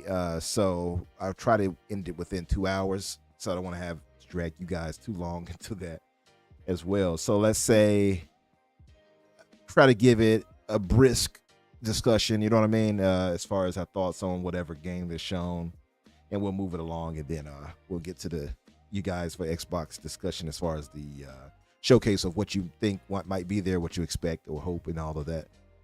Yeah. So, all right, let me play this. Oh yeah, let me mute this before I get a strike. I just thought about it. All right, perfect. And there we go. The first game that was shown during this showcase was Concord. Concord looked all right to me. I'm not a big hero shooter fan personally, so I like Overwatch was never really my style. I love the art style of Overwatch, but it's just not my type of game. Hero shooters don't really do it for me personally, but Concord looked surprisingly decent to me. Very Guardians of the Galaxy-esque, I think. Yeah. But that was the pulse we got. Yeah. What were you guys' thoughts about it? I'll start with you, Santi. Yeah, I was saying that I feel like it was Guardians of the Galaxy and Overwatch had a baby, and this is what you got from it. Yeah. So hero shooters, I played a little bit of the first Overwatch. And so like at one point, like I'm more of a single player game, and so I wasn't really into multiplayer games. But the more I got involved with the gamer community, I started making friends, and we would play a lot of multiplayer games. So Overwatch was one of them. Um, I kind of got over that whole genre just because I felt like it was very um copy and paste with a lot of the hero shooters. Mm, I mean, the game looks amazing. It looks really, really good for it being a hero shooter type of game, but I just feel like it's a lot of the same. yeah. Um, but yeah, the realism of the characters look really, really good. The art style, it seems very PlayStation. You have that sense of realism that they like to go with. But Hmm. I don't know. I was just like, oh, another hero shooter game. It looks good, but I'm probably not gonna play this. Yeah. Same So feelings overall, really. Yeah. What about you, Ryan? What was your feeling on this? Visually, it's a fun looking game. I'm more curious about how they got to this art direction for this game. It gives me those type of genres. Gives me like this 80s like type of like design language in a sense. Just how much color that they're offering for it. Hmm. I'm curious to see how this is going to play out. They mentioned like every time you try to get into the game, there's a cinematic piece that expands on the characters. That is nice. It's like I feel like there's this vast potential for this game that's confined to this genre. If that makes sense. Like Yeah. there's opportunity where this game feels like it could be way much larger in life, the universe that they're trying to portray, Yeah. but it's confined to this, and it's missing. I don't know how. I It's, guess that's the best way I can explain it, because I just yeah. feel like the banter that these characters have, there's like so much more that could have been expanded on, but it's limited to this genre, this hero shooter style that it's being missed. That's the problem I Um, had with Overwatch. It's like, to me, it's like that should be, in my honest opinion, either a single or multiplayer co-op, multiplayer at least, single player type of game, story based game, should I say? Because that world seems like it'd be a really interesting, like, lore and world to really explore outside of just running around shooting each other all day. This feels exactly. the exact same for me. Mm-hmm. Yeah. So no, I agree with you there. Like, this seems like it would work so much better if maybe they could, or maybe they will, if they had like a And like maybe this is story like an component. element. Exactly. Like this is one aspect or one element of the game. But Right. there's another aspect of it that I think Overwatch does. I can't remember the mode that it is, but you're basically protecting an asset, and you're moving it through the world, and you're Mhm. trying to stop other people from taking it. Like there could be their take on that, but in a unique way. I just don't know how to. It could be like I don't know. It could be like a treasure run, like they're trying a treasure heist, and you're Mhm. part of it, and you're going through and there's different story elements as you're playing as it happens. Like literally what the trailer was basically, Yeah. but as a gameplay mechanic. Yeah. So I don't know. so I'm with you there. Like I said, I'm not a big hero shooter fan, so it doesn't really do anything for me. But I will say, like, I agree with Santi. It's a nice looking game. I think it looks pretty good. Visually, it's nice, appealing. Seems to have a nice humor to it and everything. Very Guardians of the Galaxy, obviously, but it could be something for them. It might be. You never know. I mean, we've seen Stranger Things. It's apparently coming out August 23rd for PS5 and PC. So, that's one for the PC books already. Just to throw it out Mm. there. God of War Ragnarok coming to PC September 19th. Unlimited frame rate. DLSS, FSR, and XESS support. Ultra wide support, which I'm sure is going to look magnificent. Yeah, like, see, like, these things. I want to be excited for this, right? Because now I have the 4080 Super and everything. I'm like, ooh, I could play all look real beautiful. But the thing is, I've played this and I beat it already. I don't see myself going back to this for a PC at least until it's really, really cheap and I get it maybe, right? At some later time, a year from now or something. I just don't have the excitement that some who have waited, I guess. To shout out to our PC, to the PC brothers who can wait and hold off with the best of them. But I've played this already, so it didn't really. It's like, oh, okay. But for you guys, did this do anything for you? Did it excite you? Have you played this already? I don't know. It's exciting that they are expanding their audience. They're continuing to expand their audience more accurately, by giving them a taste of their high-profile first-party titles. Yeah. On another platform to continue that relationship. You know, they've done it in the past, so it just seems accurate and fitting that God of War already came out for PC, that the sequel should also be available to them as well. Yes, I agree that probably many people are not going to run to the hills who've already played it to play this, but I'm sure there's a portion of audience members who were eagerly anticipating it coming to PC, waiting for this, and they're excited. Yeah. So Yeah. I think it's fine. There's no harm to this announcement. It's not negative or not highly positive either. It's just great. I'm glad you did it. Yep. Yeah. Yep. Yeah, about you, I was Santi? expect it was expected at this point. It was just a matter of when. I will say though, it kind of makes me laugh that we get this game announced, and then we just saw what's his name? Is it Hurst? Oh yeah, Herman Holst. Herman Holst, is it? Yeah, Holst. Yeah. Yeah. It's just funny to see him with the messaging of, we're gonna bring our live service games over, but we want to attract PC gamers over to the PlayStation 5. Yeah. And it's like, but this game coming out is the reason why a lot of PC players are probably gonna just be like, you know what? I think I'm just gonna wait. Yeah. I know there is a market out there for those who have both a PC and a PlayStation, or another system. So it's not like it's not there. I just think that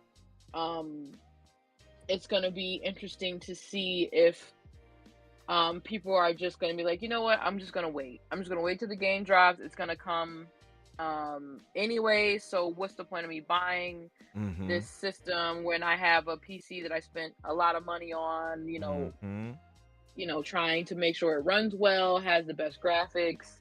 So I don't know, I think it's just counterproductive at this point. Yeah. So we'll see. But yeah, it's that when he's made that. It's funny when he made that statement. It's like you just hear in your head, "Are you sure about that? You sure about that? You sure about that? You Because sure that's about that?" exactly what I was thinking. No, you hit it right so on the at this head though, point- because I had to Yeah. have this debate with people on the I know a lot of our Hoove brothers were a little upset, but I'm like, guys, nobody on the PC, because he was saying that, oh, we're gonna entice PC player. They're not going to go over to PlayStation for that. Like they've waited. No. They'll wait forever to get what they want. They've already shown you and made you cave in with Helldivers. What makes you think they won't do this for every game you have? You've already given them a taste and said, okay, we'll bring this to you. They won't be buying an inferior product to play the game on if they have, like you said, they've put so much money and investment into a PC. My PC alone cost me several thousand. You think I'm trying to play this on PlayStation when I can get it? You know what I mean? So yeah. So I mean, it's just like, the moment they started bringing everything to PC, like I saw a lot of PC gamers who didn't have PlayStations, like, oh, now I can finally play these games for the first time because they're now available to me now. So it's like, I understand the enthusiasm they have, but I feel like Sony has a rude awakening with this. Yeah. So we'll see. We'll see, but this was definitely expected. It was just a matter of when. It was just a matter of time for sure. Vakisha, are you back? I don't know if you're back. Okay, not yet. So there we go with God of War. Boy. We releasing to PC. This one right here, now we had the leaks exposed showing like all these games coming that they'll be showing today. It didn't really bother me one way or another because I wasn't like, oh no, whatever. I don't want to know this information. Like this I didn't feel this needed that, but I didn't expect a single player focused style Dynasty Warriors. This is Dynasty Warriors Origins. Are you guys big Dynasty Warrior fans? I grew up playing it on PlayStation 2 when I first got my PlayStation 2. Not sure if it's improved visually enough for what we had last, but I don't think it's bad looking either necessarily. What's you guys' thoughts on that? You guys are fans of Dynasty Warriors? Well, for me, my dad loves this franchise. Like he's Nice. played every single Dynasty Warriors game that's ever been out. And so I've played it because of, he had it. So the moment I saw it, I already knew what it was, and then I was like, oh, he's definitely gonna buy this game because he loves this franchise. I actually enjoy it. It's pretty fun. It's kind of like one of those mindless games where you don't really have to think too much playing it. And if you want to just, if you want to just to have a time just gaming, but you don't want to have too much thought into it, I feel like that's what this game is. I feel like it was like the cozy game before there were really like a genre of cozy games. But no, I'm probably gonna play this. I'm definitely gonna tell him because I know he's gonna be really excited about it. But Nice. I think I'm gonna try. I think I'm gonna try it out because I haven't played it in a long time, and I kind of do miss playing it. So I think I'm actually gonna try it. This was one of the games I was actually kind of excited about. Yeah, this was actually in my top 3 Dynasty. I think it was my 3rd place game of the show. It's been a long time for me actually playing Dynasty Warriors too. So seeing it be single player focused, it's like, okay, that's interesting. I like the different take they're taking with it. What about you, Ryan? You big on Dynasty Warriors? Are you excited for this? I remember playing it on the PlayStation 2 many years ago, and I enjoyed it for what it was then, and it's very refreshing to see it come back on current hardware. I can see why people would say it doesn't look the look doesn't look like a next generation version of it to a degree, but if you really look at it, like the scope of the amount of NPCs that are on there is absurdly ridiculous. And so the complexity of having all those characters and all the AI systems to run them and move them around and have their own animations to, like, there's one shot that they're doing like this Game of Thrones where they're just shooting massive arrows across the field. And I'm like, that's insane. Those are going to hit somebody, all of them. So like the complexity of it is ridiculous. So yes, it may not be like a Hellblade or a God of War visually, but from a technical standpoint, it's very impressive. So I'm really looking forward to playing this game for sure. It's definitely, I would agree with you. It's definitely my top 3 right now. Okay, as part of the show. Nice. So your top 3 as well. Yeah, I'm excited, man. To you guys, like you said, it's been a while. Yours has been since PS2. Like that was the first taste for me, and I remember Lu Bu. They were like, "Run away! It's Lu Bu." I'm like, I'll kill Lu Bu just like I killed all of you. And then Lu Bu proceeded to stomp on my ass like it was like nobody's business. I'm like, why is this computer beating me up this bad? And I had to run away from him. And me and my cousin were both playing it because they had split screen at the time. And he demolished us. Like he rode by on his horse, and I'm like, you're not gonna get me. And he swung that spear or whatever he had. I think it was a spear, and he just cut us down like it was like we were dogs in the street. It was nothing to him. It was so funny, and that's when I first learned fear, Santi. That's when I first learned.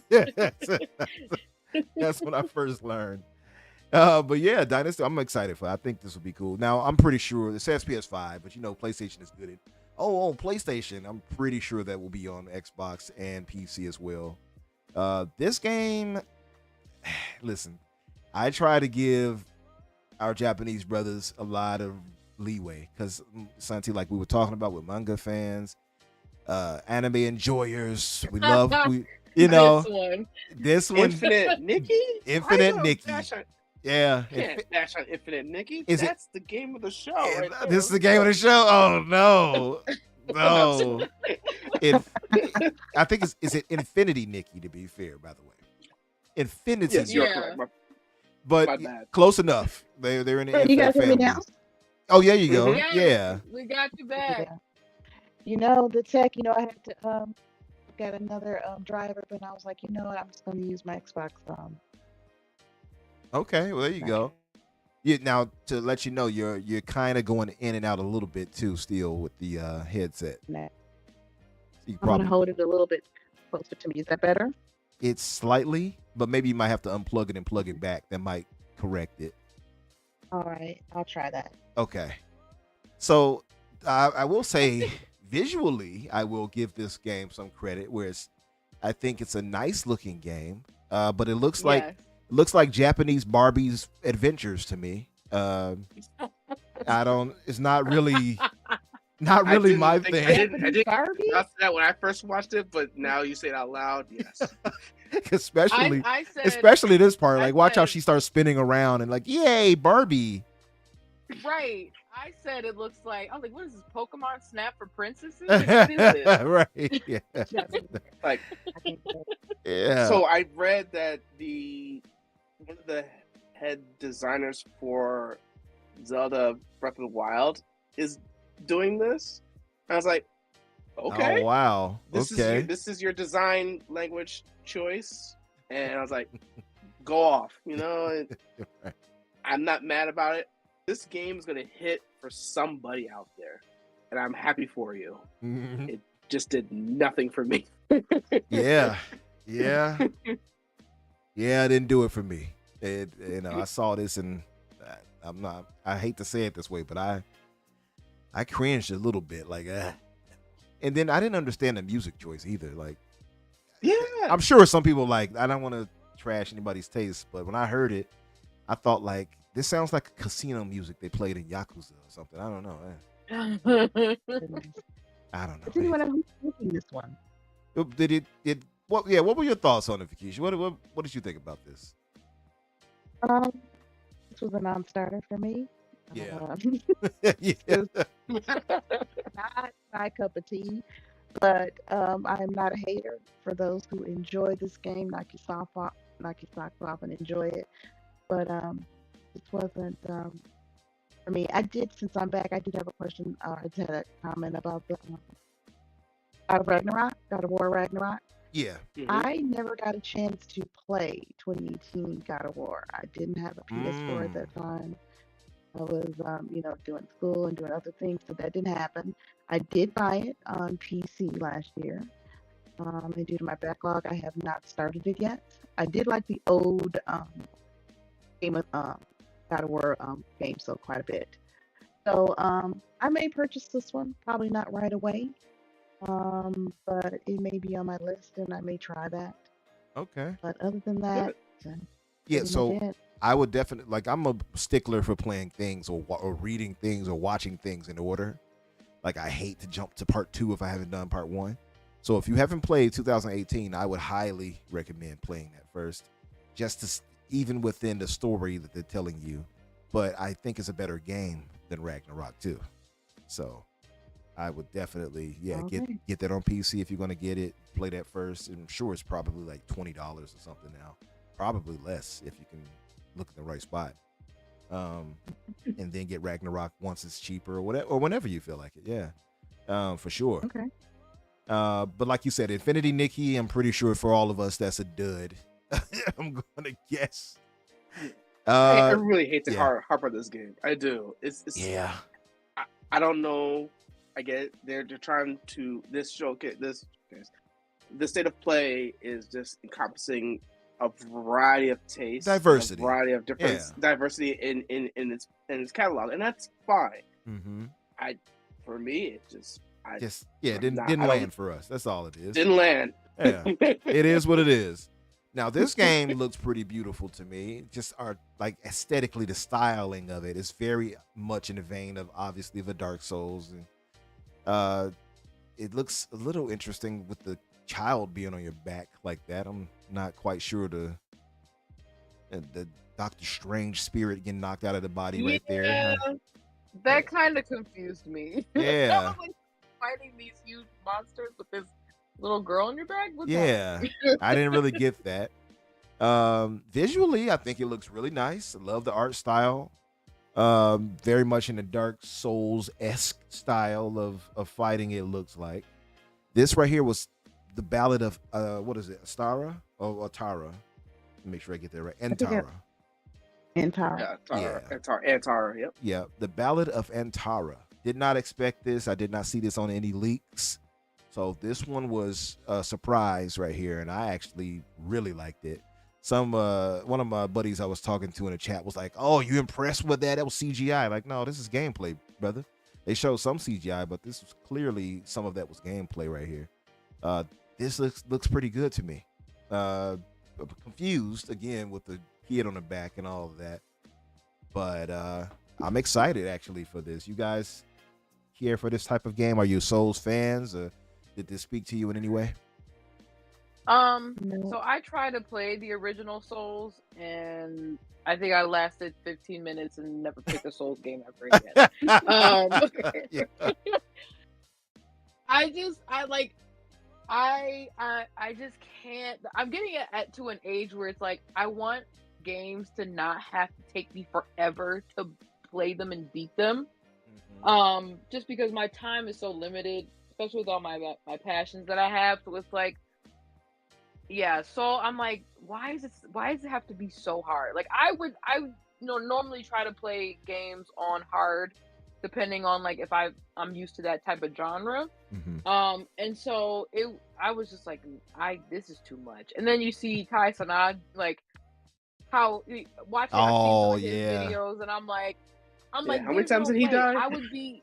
He died like over Like 200 or almost something? 1,500 times. Oh, was that? yeah. Oh, was that Yeah. much? Oh, It was like almost 1,500 times that kid died, and I was like, there's no way I couldn't do it. I would have given up with that many deaths. I would have rage quit and never would went back to that game. So, jeez. The way it looks, I think it looks really good. This is actually one of the games I chose as one of my top games. I do like the way it looks. The whole Souls genre, I'm like, why do we have to make things so hard? Life is already hard as it is. Like, why do we have to make this so hard? Santi, like, I get into this for escapism. I have a hard life in life. I don't want to deal with a hard game in life too. That's what you're saying, Santi. Seriously, like for me, like it's like when I played The Sims 4. I don't want to I don't want to have kids in The Sims 4 because I'm not playing The Sims to have kids. I'm playing the Sims to like escape. You like, I want freedom. Right. So you don't have kids in Sims 4? Of course, when I as I was younger, I did, but as I got older, I'm like, no, I want to be a movie star, and I want to be an astronaut. I don't want to have kids to take care of. I don't blame you. Like, yeah. Like I did all that family tree stuff. I was like, no, I'm kind of over it. Yeah. So I kind of think of Souls game as the same way. Like I want to be able to escape to play a game, but I don't want to be like wrecking my brain over like how can I beat this character? Like this is too much. So yeah, I don't know. I might give it I definitely want to give it a try, just to see. But I do like the gameplay. It definitely looks like your stereotypical JPRG, RPG. So we'll see. But no, it looks really good. I also was kind of confused with the little girl in the back. I was just like, this is kind of weird. This is like Death Stranding kind of like weird. Yeah. What about you, Vakisha? By the way, Vakisha, I'm not sure if your sound is still coming through properly or not. Let's see. Let's give it a test. Give it a whirl. What were you thinking? What was your thinking, rather, of the Ballad of a Tower here? Uh-oh. You guys hear me? There you go. Yeah, we hear you. Okay. Wasn't for me. I'm exactly like Santi. PS3, I tried Bloodborne, and I died like maybe 15 to 20 times. Yeah. And after a while, I'm like, this isn't fun anymore. This is not fun. Yeah. And then you look up and see, okay, I tried it for an hour, And then you like, how far, am I from, the percentage? And it's only like 2 or 3%. I'm like, I'm not gonna make it. Um, Yep. but so this isn't just for me. It is a beautiful looking game though. I like the art direction and the animations look pretty good. But I doubt I will be purchasing a PS5 based on this particular game. Yeah. I don't. This wouldn't do it for me either. Yeah, I would put this was probably my fourth best game of the show, to me. Maybe fourth or fifth. I would say fourth. Yeah, my top three are locked. One of them being Dynasty Warriors Origins. This was probably right under that. So I feel you there. What about you, Ryan? Did this speak to you at all? Are you a Souls type fan? I am not, but I am very curious of the lore of this world. What they're trying to tell. It doesn't make sense now because obviously trailers try to dilute or confuse what they're trying to tell for the story of the world. But visually, I'm intrigued. I think the fighting mechanics could be interesting, depending having a second character. It seems like there's more than one main character in some aspects. So I want to see how that plays out. It's definitely an honorable mention on my list currently. Like, I am very intrigued by it. I need to know more, but the fact that it exists, I'm excited. I want to know more of this world and these creatures in it, and how you have to deal with them. What does the separation of your soul and transition to their plane mean? I'm just excited for it. For various reasons. Yeah, definitely. I just noticed the name is, at least the Antara name is kind of almost like a palindrome. If they would have made it like Artara, it would have been the same backwards and forth. Anyway, I don't know if that's some ADHD or something kicking in for me. But anyway, some undiagnosed ADHD that I have. That I'm guessing I'm having. So, yeah, that for me. Okay, 2025 for that. I'm gonna guess that's also gonna appear on PC and possibly Xbox. They again, Sony is good at just saying PlayStation. You had now this is VR. I don't know about you guys. I am not a VR fan. So, are any of you guys me VR neither. fans? Okay.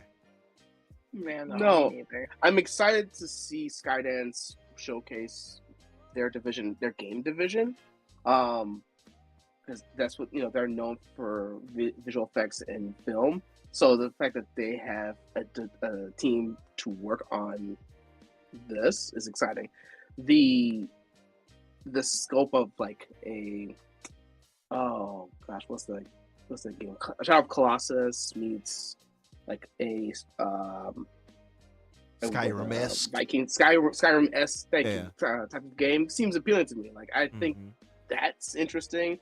It feels like it plays like it would a VR game in some regard, but I think it's a nice option for those who are dedicated fans of the PlayStation VR to have a new IP and a new studio team to make it. Like, the way this game plays is awesome.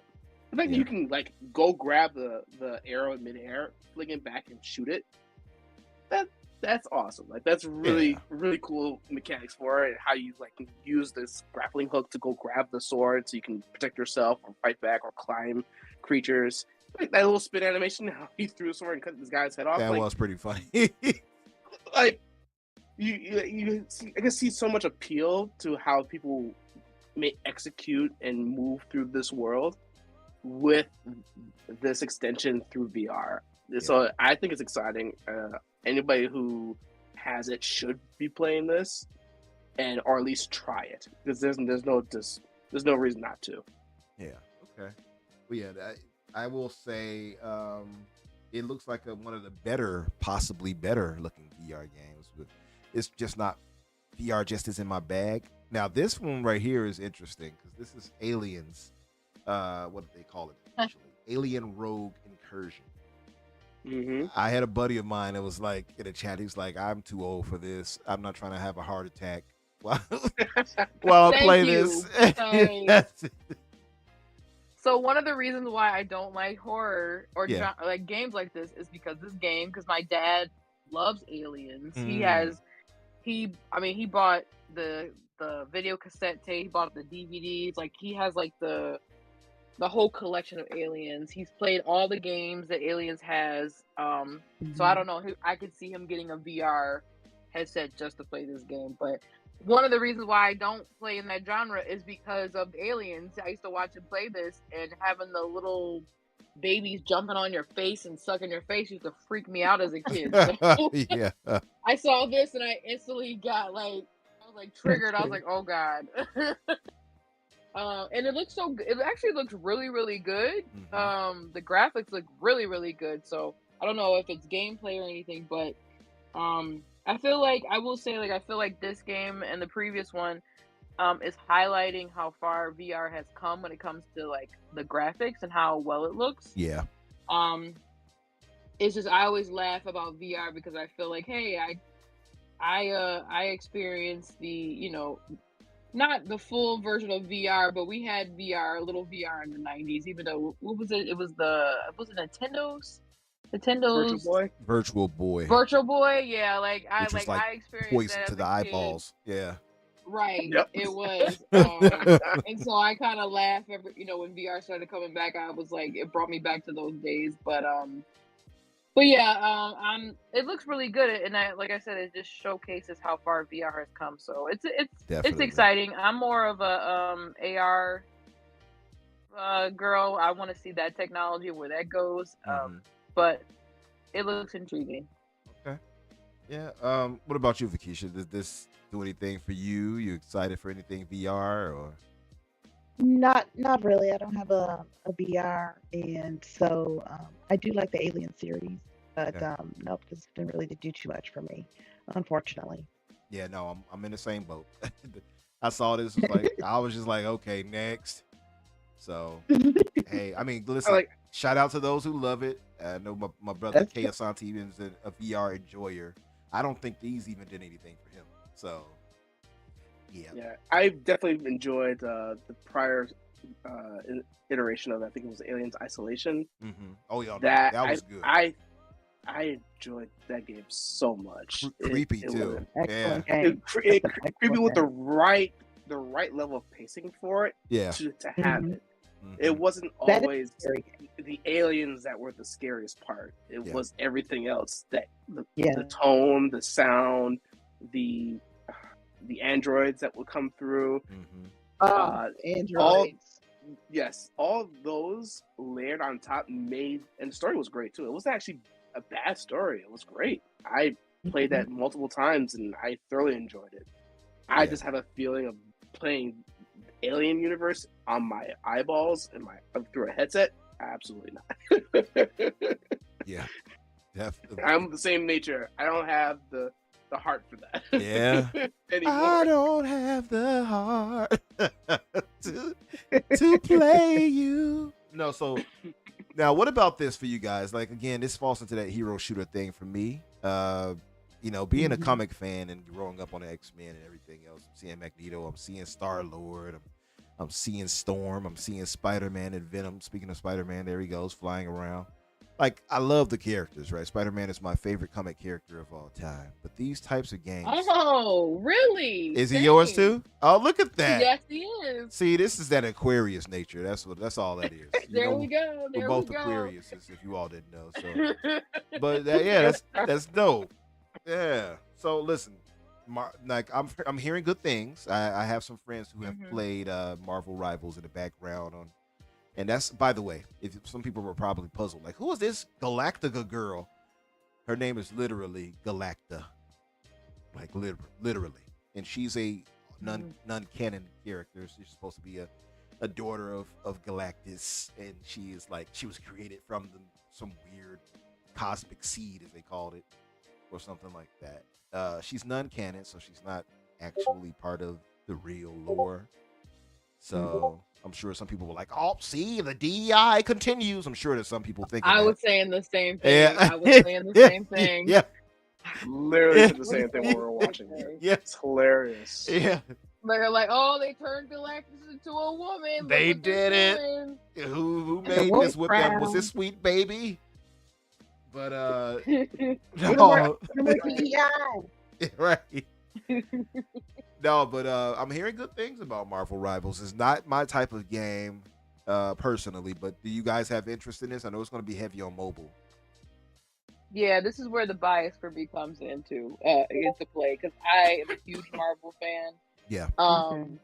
So even though hero games aren't like something I play, I would definitely will be giving this a try just because like I love the fact that it's not like, oh, here's a gun and go run around and shoot people. Like, no, I can play a storm and give me all the wind and lightning and like I love that aspect of it. So I'm definitely gonna be trying this. There are rumors that it's also coming to Xbox, so Mm-hmm. we'll see if that happens. If they'll announce it at the showcase, but I'm really excited about this. I mean, Spider-Man, of course, I'm gonna play with him.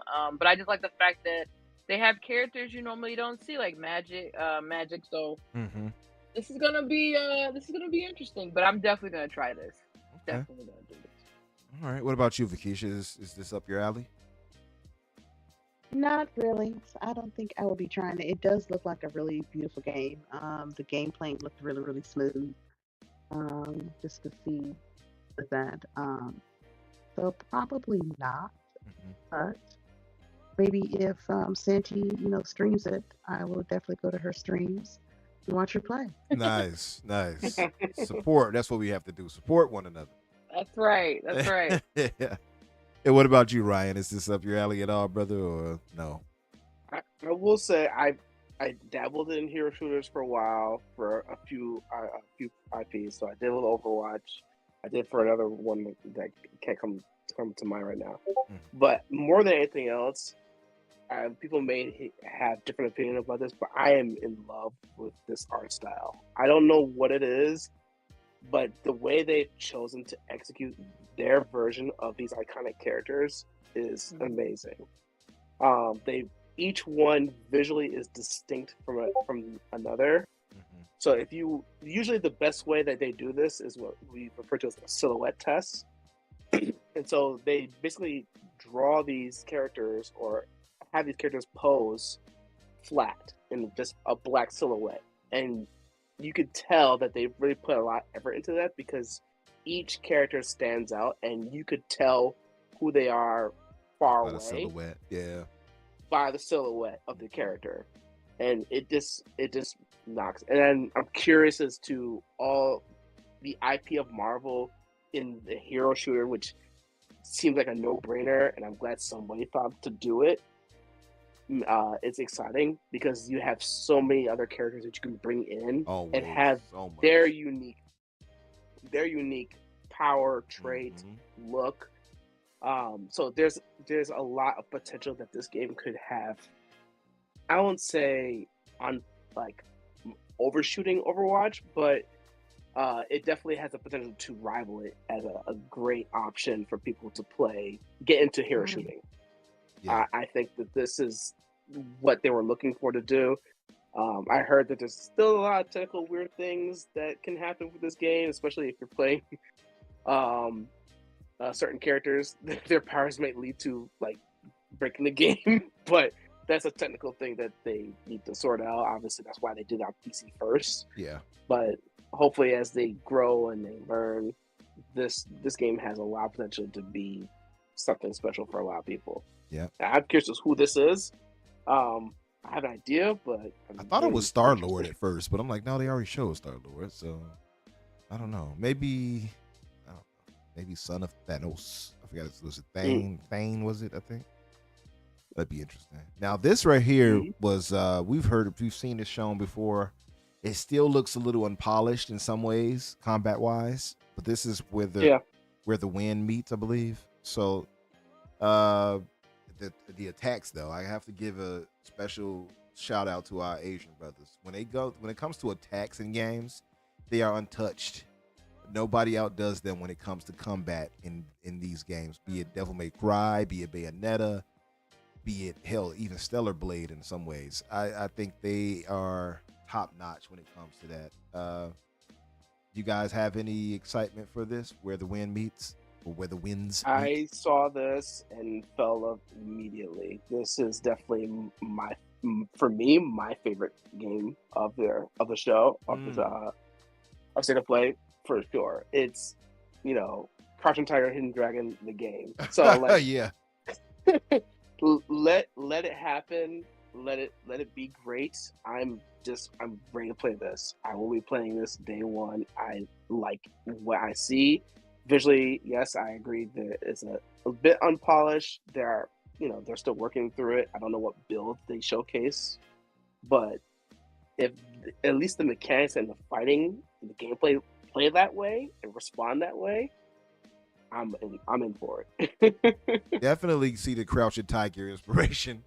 That was pretty obvious too. They're jumping through little bamboo trees. It's like, yeah, that's it. All we need is yeah. What about you, ladies? Vakisha, did this excite you at all? Is there any type of do you like these types of games, like a Devil May Cry-esque type of game, or?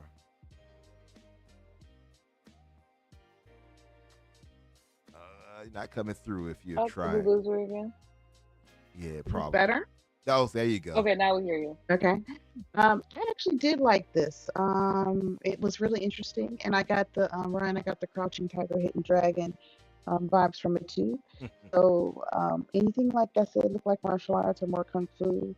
I thought it was nice. So this would actually be something I would be interested to see more, a little bit more. Mm-hmm. Whoa. Yeah. I know kung fu. Same thing with me.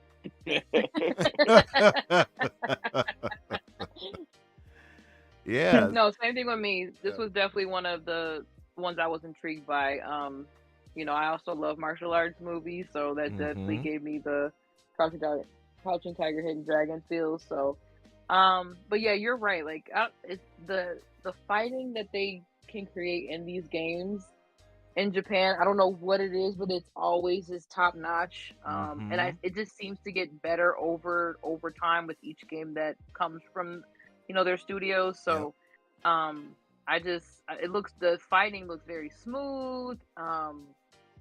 It looks advanced as well. Like, it's not like the typical you would see.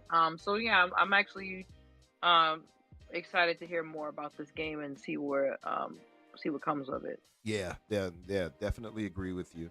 And like you said, you see more of it because, like, if you even look at games like Black Myth Wukong, you can see, like, wow, like, that's a lot of different combat options that they're putting in there. A lot of animation, a lot of forethought. Like, I'm impressed.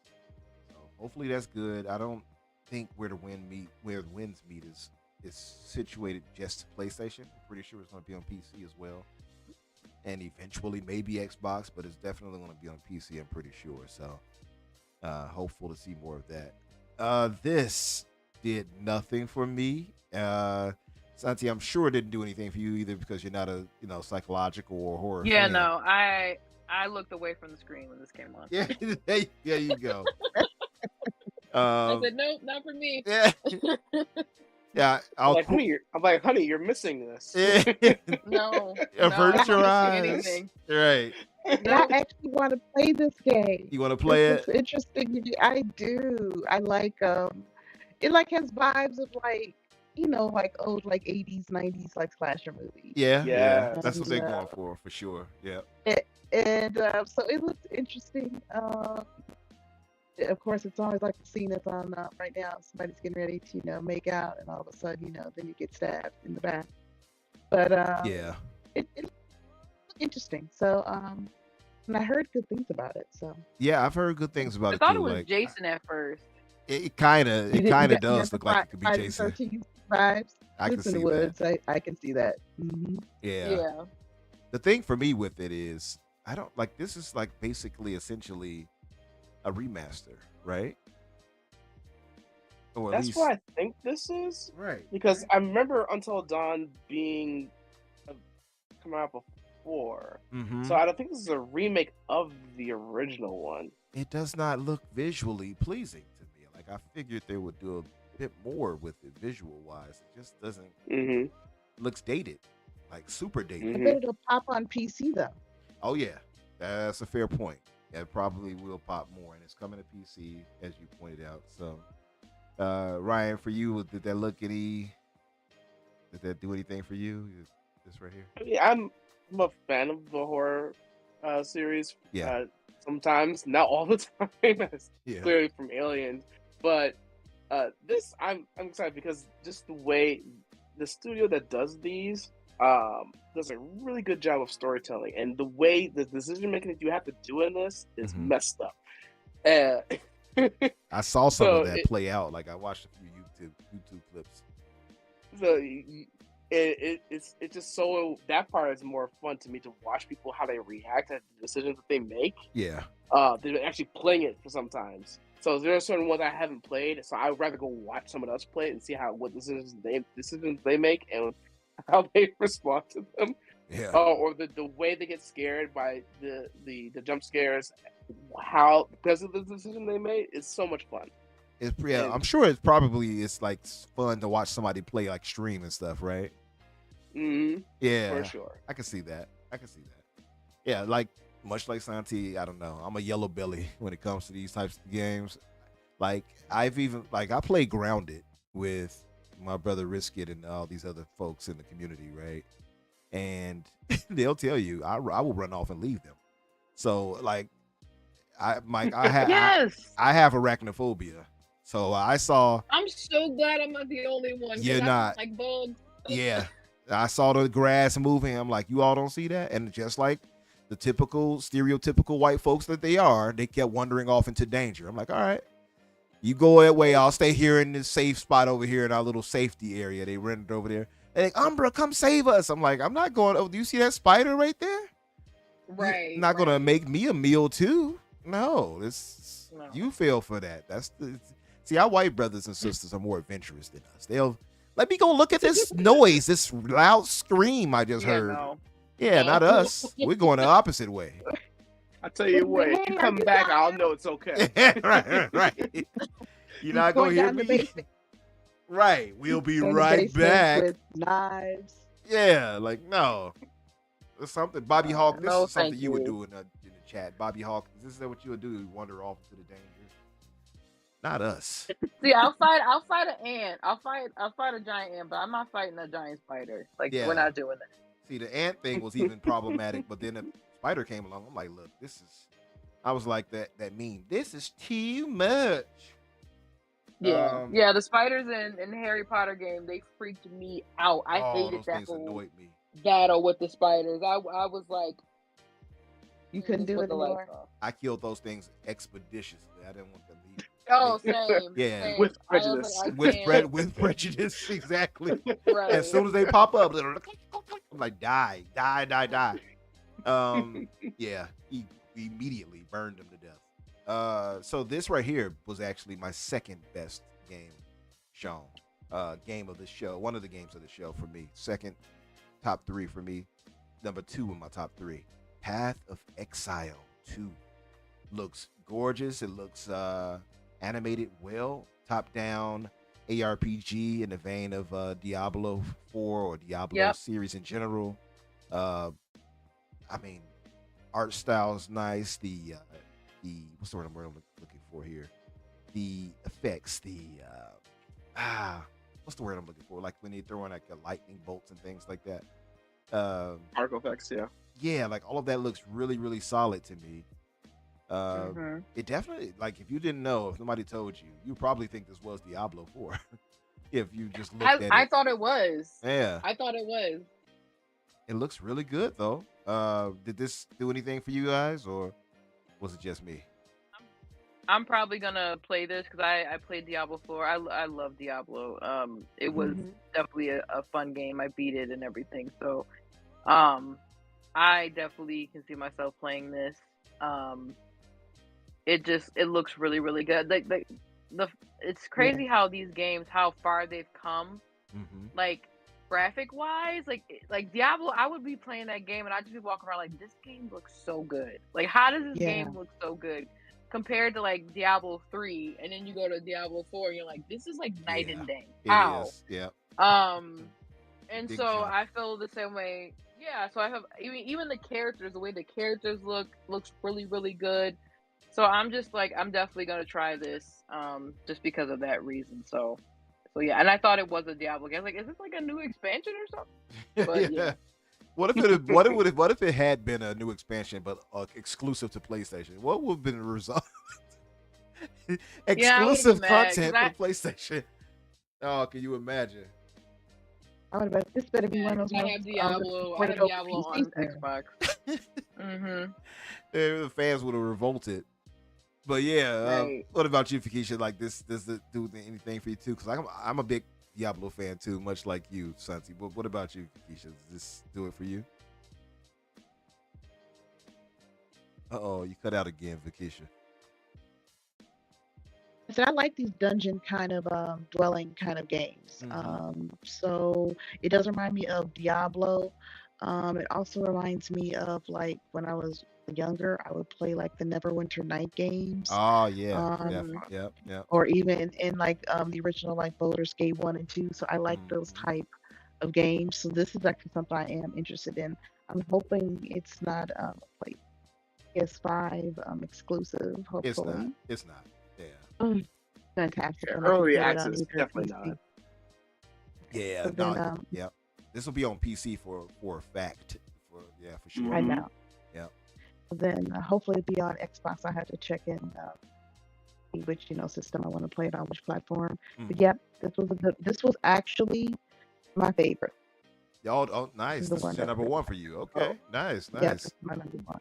Okay. Yeah. Like this was number 2 for me. It's surprised that my surprise number 1. I don't know if you all might agree, but maybe it might sound silly once we get to it, but this was up there. Like I was juggling between the two, but this came up number 2 for me. What about you, Ryan? You into ARPGs?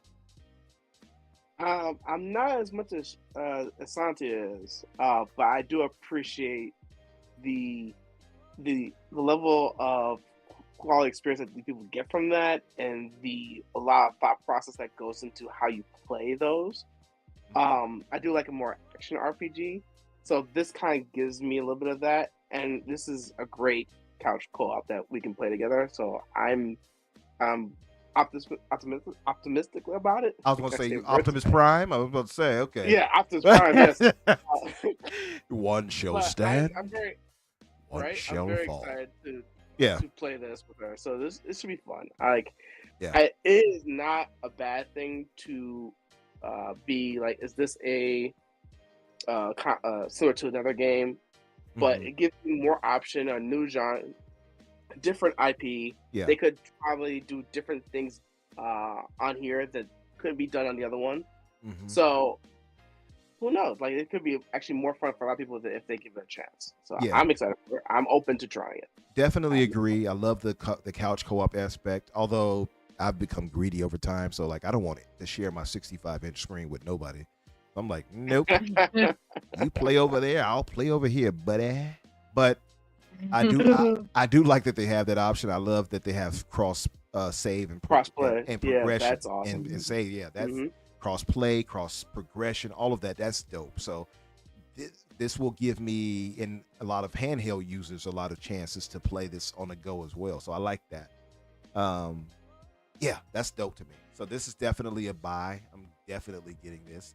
I was already excited when they announced it way back. So definitely I'll be getting it on PC. And let's get through these next ones a little quick because I don't want to dwell on them too long, and we're over a bit now. And I want to get you guys' thoughts on the Xbox showcase. I'll keep it kind of shorter on the Xbox part. I'll probably narrow it down to just a few questions as far as what your picks would be to see and things like that. I'll keep it succinct, and we can get you guys out of here. 65 inches of Umbra. Yeah. So the next up for us was in my opinion, ultra underwhelming Silent Hill 2 reveal from Bloober Team.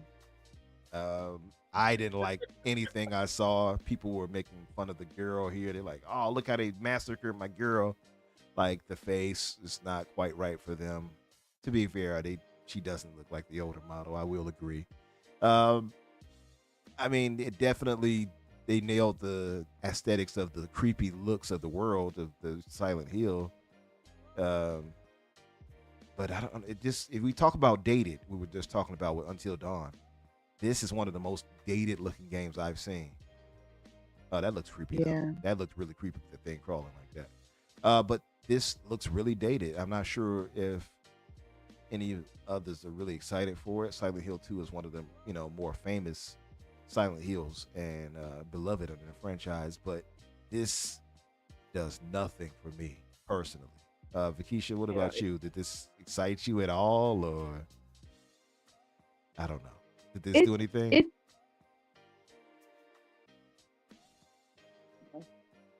Yeah. What were you saying? You cut out, Vakisha. They got her in Silent Hill, y'all. they, they got her. They got her in the fog. Yeah, you're in the fog. You back? Oh, they got her. Oh, wait. You're almost there. Can you hear me? Yeah, there you go. Yep. Okay. Sorry about that. All of a sudden, I'm not sure what's going on with the internet in my area. But I do apologize for that. But no, not really. I did like I said, the graphics didn't look all that interesting to me. And it's like I know they're trying to do like an old school type of vibe to it, I think. But other than that, I didn't see. I know a lot of people were hoping for this, but I didn't see anything great about it. Yeah, no, that's where I'm at with it. What about you, Santi? Did this do anything for you at all? Silent Hill 2? No, it's a no for me, dog. Yeah. It's a no for me. Yeah. I never played Silent Hill anyways, because like I said, I ain't into that. But I was just shocked at how bad it looks. Yeah. I was like, wait, is this a remake? I was just like, this is a remake, a remaster? What is this? I will say though, Is it a because 360 I've game? noticed in this. Yeah, no, and that's what I was gonna say that like I will say I feel like a lot of the games in this showcase, like it just felt like it just felt like PlayStation 4 games in a lot of ways. Yeah. The graphic wise, like I was kind of shocked at how graphically it just looked outdated. And this was definitely one of them. But yeah, nothing for me. Yeah. Ryan, what about you, I brother? wanted to ask a question. Oh, go ahead. Go ahead. Do you guys think this game is DOA? I don't think it's going to do that well. I'm torn because it is exclusive to PlayStation, right? So I think that's going to hurt potential sales already. Two, I don't think we're alone in this. I don't think we're all like, this doesn't look that great. Now, I'm sure some of our Hoove brothers will be like, oh, I'll support it. It's PlayStation exclusive. I don't think that many of them are impressed by it either. Now, I could be wrong, but I don't think they are. Bobby Hawk is our resident PlayStation guy in the chat. Bobby, did this do anything for you, Bobby? But go ahead, Ryan. I'm sorry. Oh, you're good. There is a generation who has never heard of or played Silent Hills and doesn't know what that is. Everybody seems to know what Resident Evil is as an IP. True. He says, nah. Yeah. Right now, as I'm saying this. That's and funny. it used to be a case where they were both kind of like comparable. Comparable. Yeah. It used to be a time. So it was a great option for people to continue the horror for exactly the original. So I appreciate that it exists. Yeah. There is, in the era of remakes and remasters, there are ways to do this, and there are ways not to do it. Yeah. This is an example of ones where this is not the way to do it, because you're literally doing it almost one for one with a fresh coat of paint, and even the fresh coat of paint is semi-dry. It's like it's not quite there. You can still see it bleed through. So I feel like it could be better, and I'm glad it exists for people to experience it on current hardware. Yeah. But did it do anything for me? Absolutely not. I don't know. I just feel like it could be more, but it's just not hitting. Like, Yeah. It felt dry. This even the scary parts didn't feel scary. They're just like, oh, okay, that's just weird. You're right. Yeah, no, I'm with you there. I think we're all in agreement. October 8th, for those who might be interested in it. I will say it's good to see Konami back into the gaming field, but they're gonna have to make sure to get quality team. I'm gonna be honest. I don't care for Bloober Team. I don't think they're that good. Personally, I don't want to besmirch them, but everything they've touched to me has looked, I don't know, underwhelming. So that didn't do anything for me. Bobby Hawk himself, by the way, says, nah, he's not interested in it. And he's our PlayStation resident. Like, he's PlayStation to the heart, to the core, and he has no interest. So, yeah, he's not delusional about it. This, by the way, is, of course, Monster Hunter Wilds. That girl right there, I called her Harley Quinn without makeup, because that's what she reminded me of. She sounded like her, too, a little bit to me. Hey, Puddin'. But, you know, like I said this online, and I was talking to Bobby Hawk about this right here, Monster Hunter. Now, I don't want to sound negative again, because I'm sure many are going to love it. I'm sure this game is going to sell well. This actually, surprisingly, did nothing for me either. And I have Monster Hunter World, but I haven't played enough of it to really grab hold to that lore and everything. I didn't dislike it. I just didn't really get all the way into it. So seeing this, another like a sequel to it, it's like, okay. You know, I don't think it'll be a bad game. It just didn't excite me. And you can kind of tell, by the way, this wasn't made specifically for next gen consoles. This looks like it was ported from, I don't know, the Switch or something to me. I don't think this was made next gen in mind or current gen in mind to me. But maybe that's my own thinking, because I think this is going to be on all platforms. Well, I know it is. It's going to be on all platforms. So I think they have a bit of a visual mark where they can't hit as high as they could, because they have to make sure to have enough of the lowest common denominator, in my opinion. I see little Toad man there licking up things. But what like this? Did this do anything for you guys? Were you guys excited for this at all, Ryan? Did this excite you? You're a Monster Hunter fan? I am not a Monster Hunter fan. I did enjoy watching Santi play Monster Hunter World, I think it was. Nice. Okay. That looked like a lot of fun to like watch her play it, and just like how she dealt with certain situations with different creatures and how she would tackle them. So there's a lot of technical aspect to this series of game, and I know people really love it. From this version of the game, I think it's highly impressive compared to World. There's a lot of other mechanics that are happening in here. There's now an addition of environmental factors that you have to play into that weren't a factor before that I'm seeing here. So you have to choose how you're going to go about it, what time of day, what conditions in the environment you have to deal with your creatures that you're trying to either take down or capture in this case.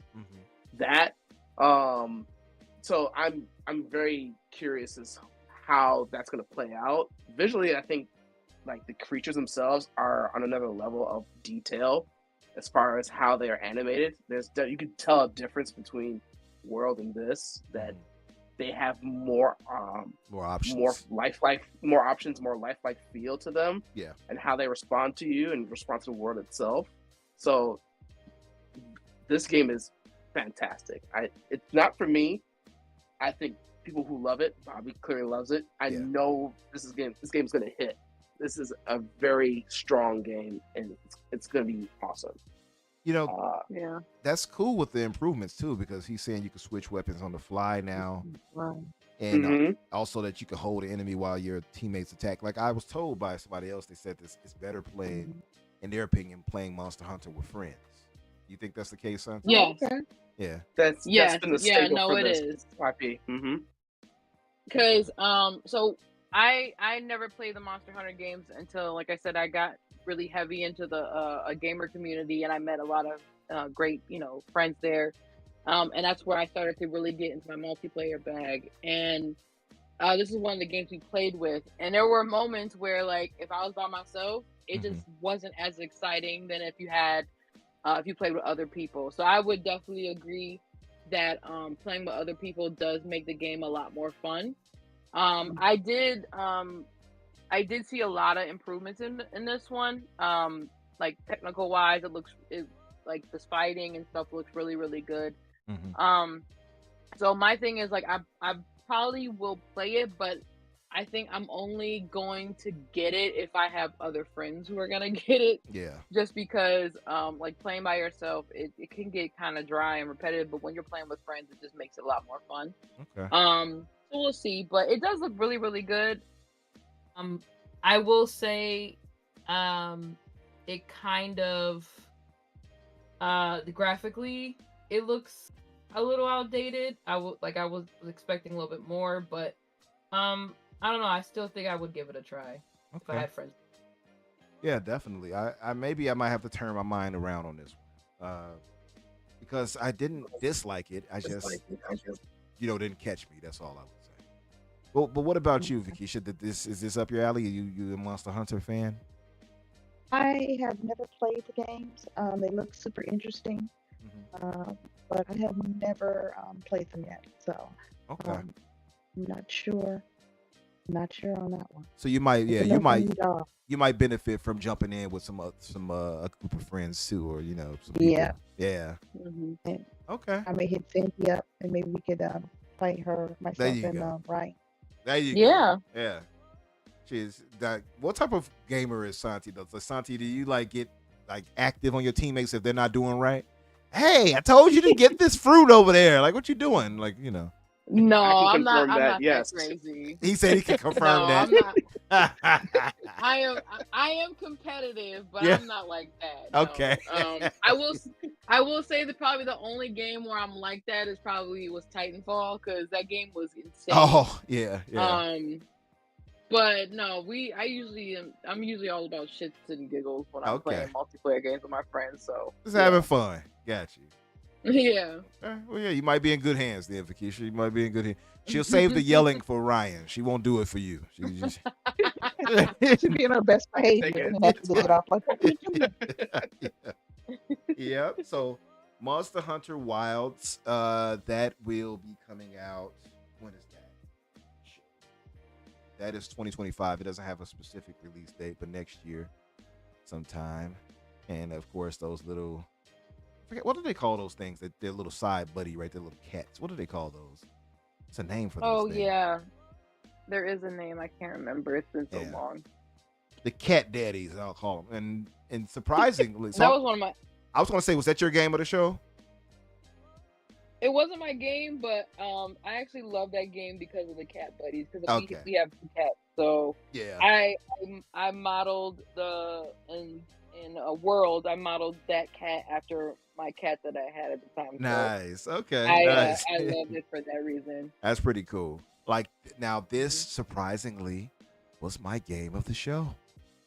Yeah. what was I about? I've never played the first one. I've heard nothing but positives about it. I heard that it's the de facto game to sell anybody on the Rumble and the haptics and stuff like that with the PlayStation DualSense controller. Astrobot, this right here, it was said in the chat by somebody, and I had to agree. It was said by my brother Kay, and he said that this could potentially be Sony's Mario, and of course it's not in the league of Mario, right? But if they nurtured this and really put effort into this, Nintendo does with Mario, I could see it being seen much more positively. The first game scored exceptionally well, sold exceptionally well. Of course, it was included and bundled, of course, so that's kind of a cheat. But I'm liking everything I'm seeing in this. You see the fake Parappa bot. You see the PlayStation in a desert. You see the Nathan Drake bot. You even see the Kratos bot. All of that was like, oh, this looks fun to me. What were you guys' thoughts? Vakisha, did this do anything for you as far as Astrobot?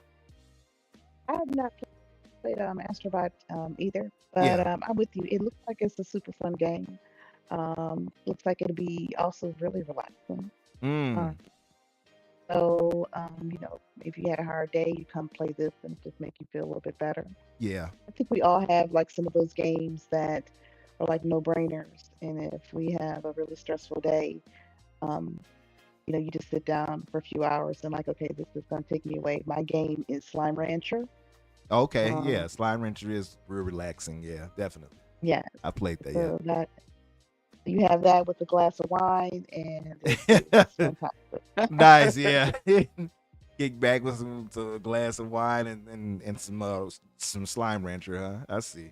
Yeah. Yeah. So, and I can see this game being that I would like you. From what I know of it, it reviewed really well. A lot of people liked it, and I've heard fans of the game wish that PlayStation would build more games for this and market it more. So I actually have a feeling this is actually going to be a really, really good hit for them this year. I really do think so.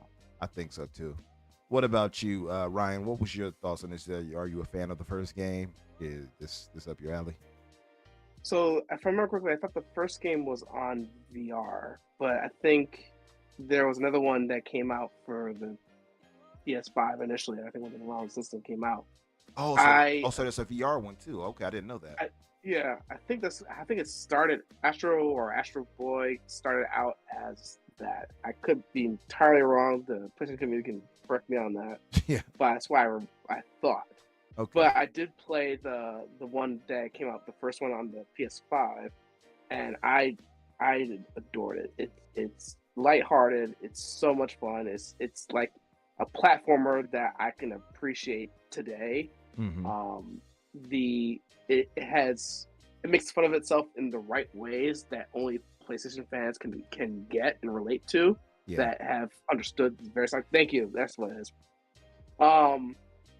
And it's just so much fun. Like, I agree. I can see the potential of this.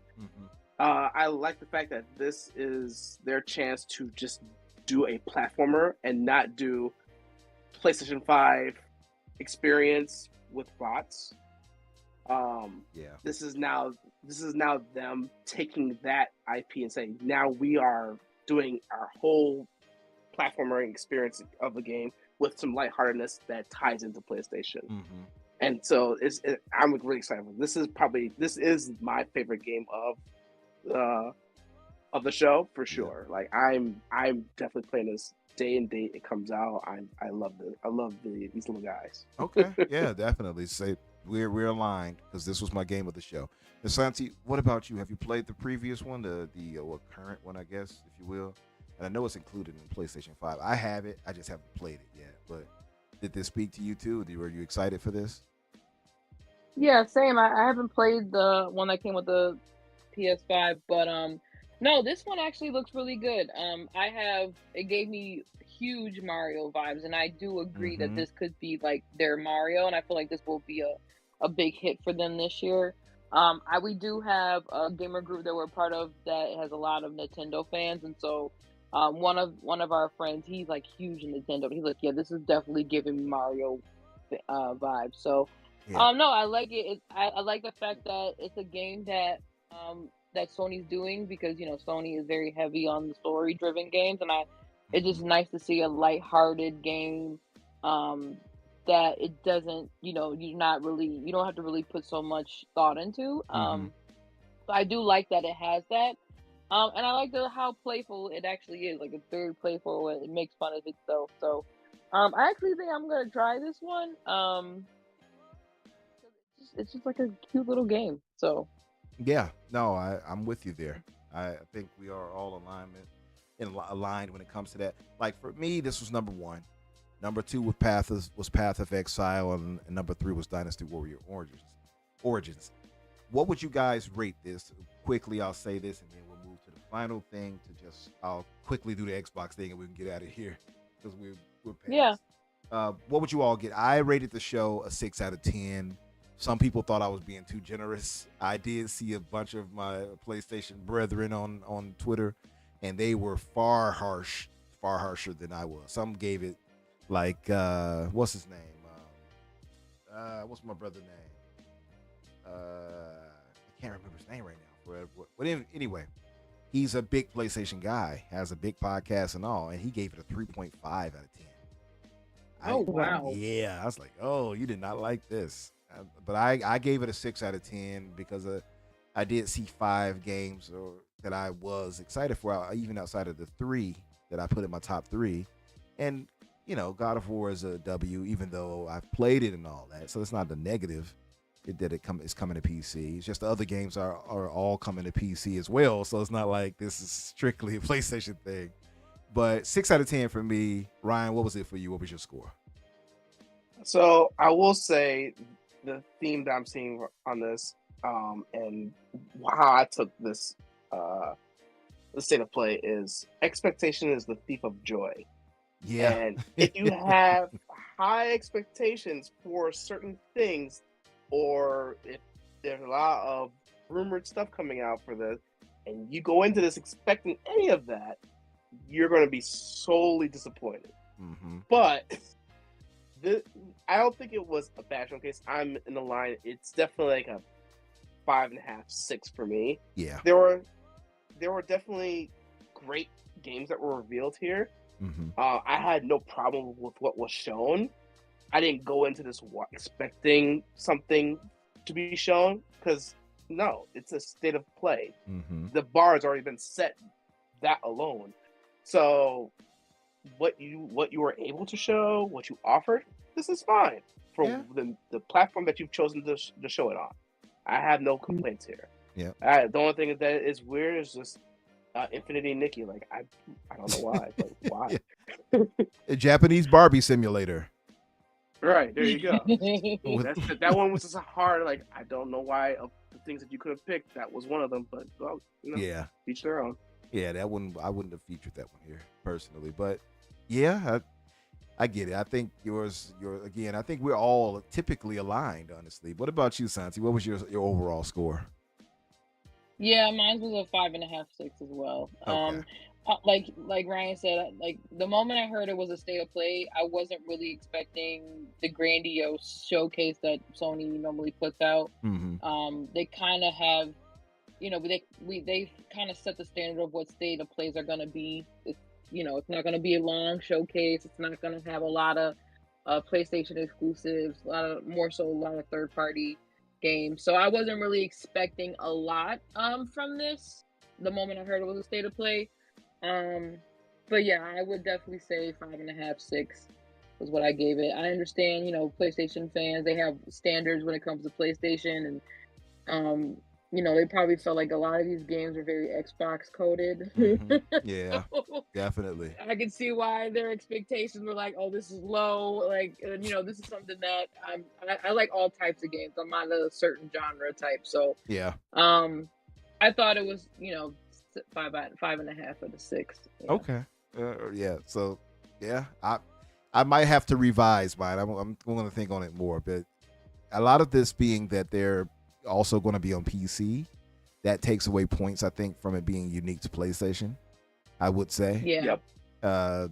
That, and again, some of the games I already have, and some of them I'm absolutely not interested in, like Silent Hill 2. Like it does, it looks terrible.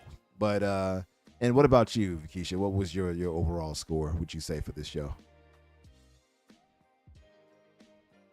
Oh no, Silent Hill got her again. By the end of this show, you'll be walking around like one of those nurses in there. Oh God! I was gonna give it like a 7. Oh, okay. You gave it a 7. Okay.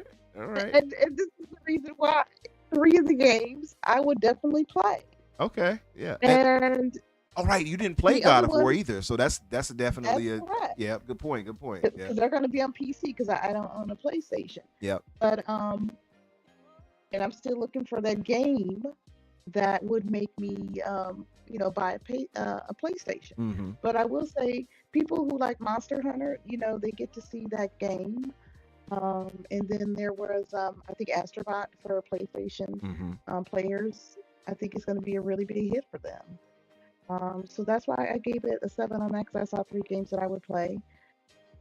Okay. See at least 2 or 3 other games that I think would be big for PlayStation persons. But I understand some people are probably not happy. They wanted more, Wolverine and things like that. And I was just like, I highly doubt we're going to see massive games. Not at all. Yeah. People had their hopes up for it. Yeah, maybe for a showcase later this year, if they show one, like a September showcase or something, August, whatever. Maybe they'll show it. I think it's all we gonna get.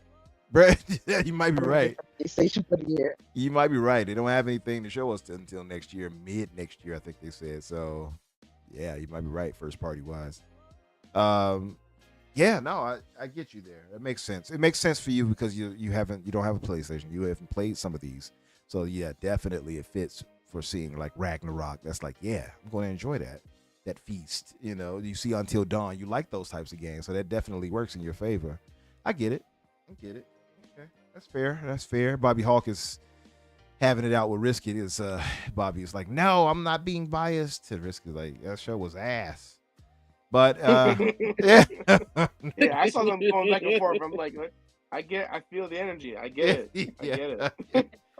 For me, I'm being generous. I think it was a 6 out of 10.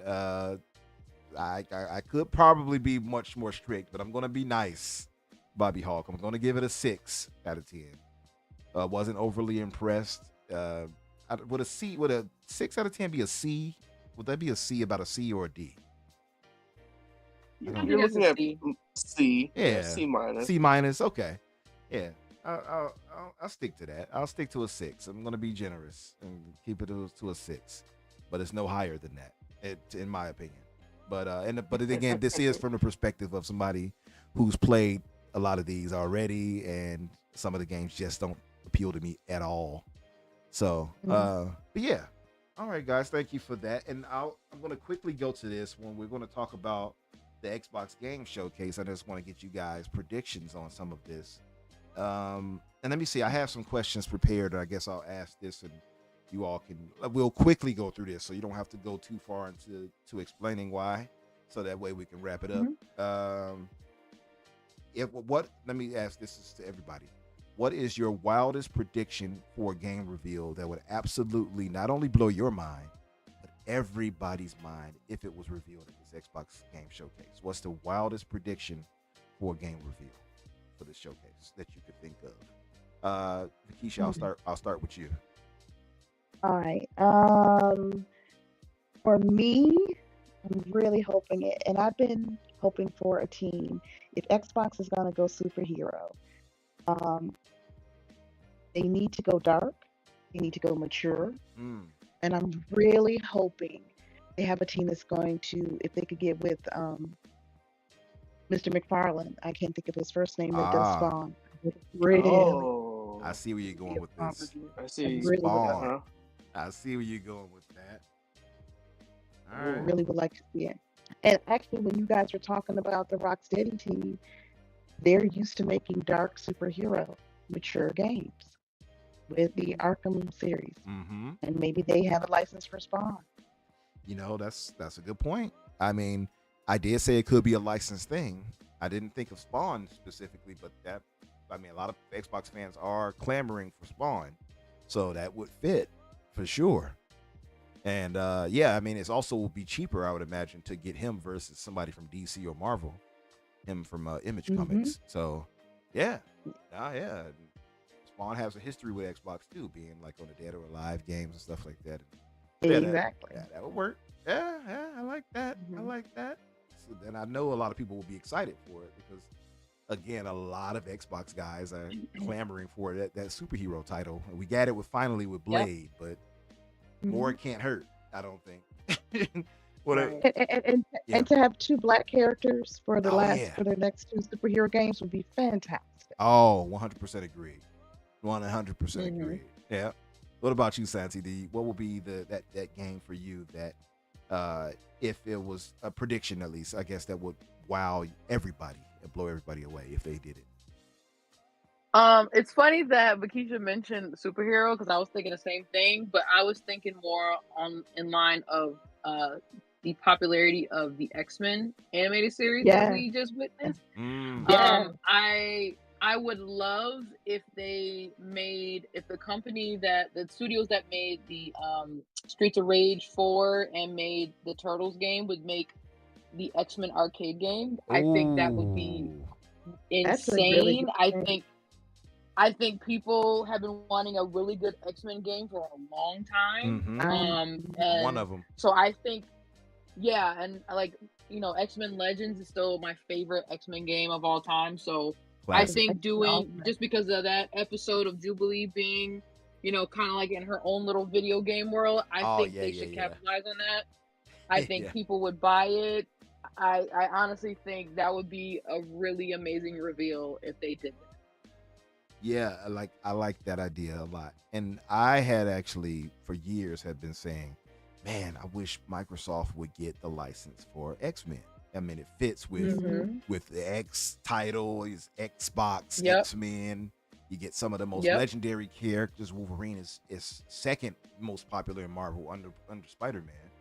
I thought, at least at that time, like I don't know if he's still there now, but he was for a long time at least the second most popular character.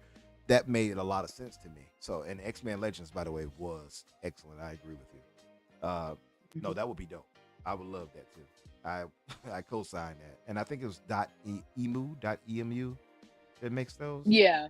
Something like Yeah. that. .emu. But yeah, no, I agree. And I love those games, by the way, the Streets of Rage and all of that, and the Turtles. Both. The Tweedles, as they would say. What about you, Ryan, brother? What would be for you that surprise game if they announced it, or if it was announced that would blow everybody away? That's tough. And honestly, Santi and I were talking about that, and we both mutually agreed that the X-Men potential of the X-Men '97 beat 'em up arcade in that art, in their design language and art style, would be the killer app. Since she stole my idea, I have to come up with another one. So it's tough. Like I just don't know if it'll hit for everybody, but for me, I think if somehow they were able to bring back like one of their most iconic characters, like a Banjo, bring back Banjo, that would probably call a lot of people back. Because I think platformers are really starting to make a comeback, and that's one that people have been asking for a long time. To see those characters come back in their own unique game will be a big draw. Okay. Now, great answers, by the way, all of you. Even when that Ryan says was stolen from him. I'll ask this of you, Ryan, since you are a game dev. I actually had this question was, imagine you're a game developer, what kind of game would you pitch to Xbox in the hopes of getting it made? What would be your dream game to pitch to them to get it made by Xbox? And I'll let you answer that one, and then I'll move to the major question for everybody after that. That one is special for you. Yeah, I appreciate that. That's interesting. Like I've had so many different ideas, but one that I've always wished they would come back to is since the hype is around I don't think microtransactions, but more so about continued play. A game that is, if you remember Splinter Cell, Chaos Splinter Theory, Cell. I love Splinter Cell. I adore Splinter Cell, but in I think it's Chaos Theory, there's a multiplayer mode that you can play where it's mercs versus spies, and the way that is executed and the playstyle, because the mercs are in first person, the spies are in third person, right? And they have different skill traits and they have different ways of execution.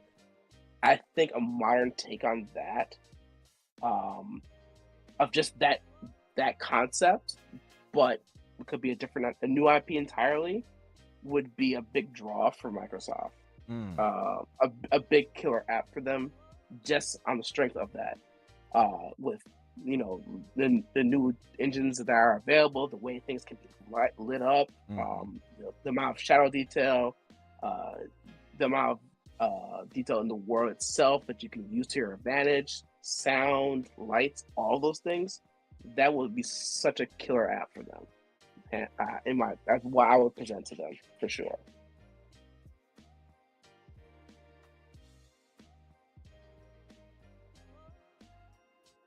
Did I cut out for everybody else? Yep. You did. Yep. Yeah. Did I do something? Did I break it? This stupid mic. Anyway, sorry about that. So, I hear you on that, and I think that's a great pitch. Now, this is the last question to everybody here, and I'll start with with you, Vakisha and Santi, and then Ryan, you could join in on the last one too. And this one is just a fun question. It could be whatever you guys want. What Xbox IP do you think deserves its own Netflix series? Oh, I already have that one. Go ahead. It has to Yeah, be. go ahead. It has to be Gears. It has to be Gears? Gears. Okay, now live action or animated? Oh, see now. Yeah. I would love to give Yeah. Batista his flowers to be able to do that character. I know. He's been promoting to try and want to do that character for a long time. So if he could get the opportunity to do it, yeah. Okay.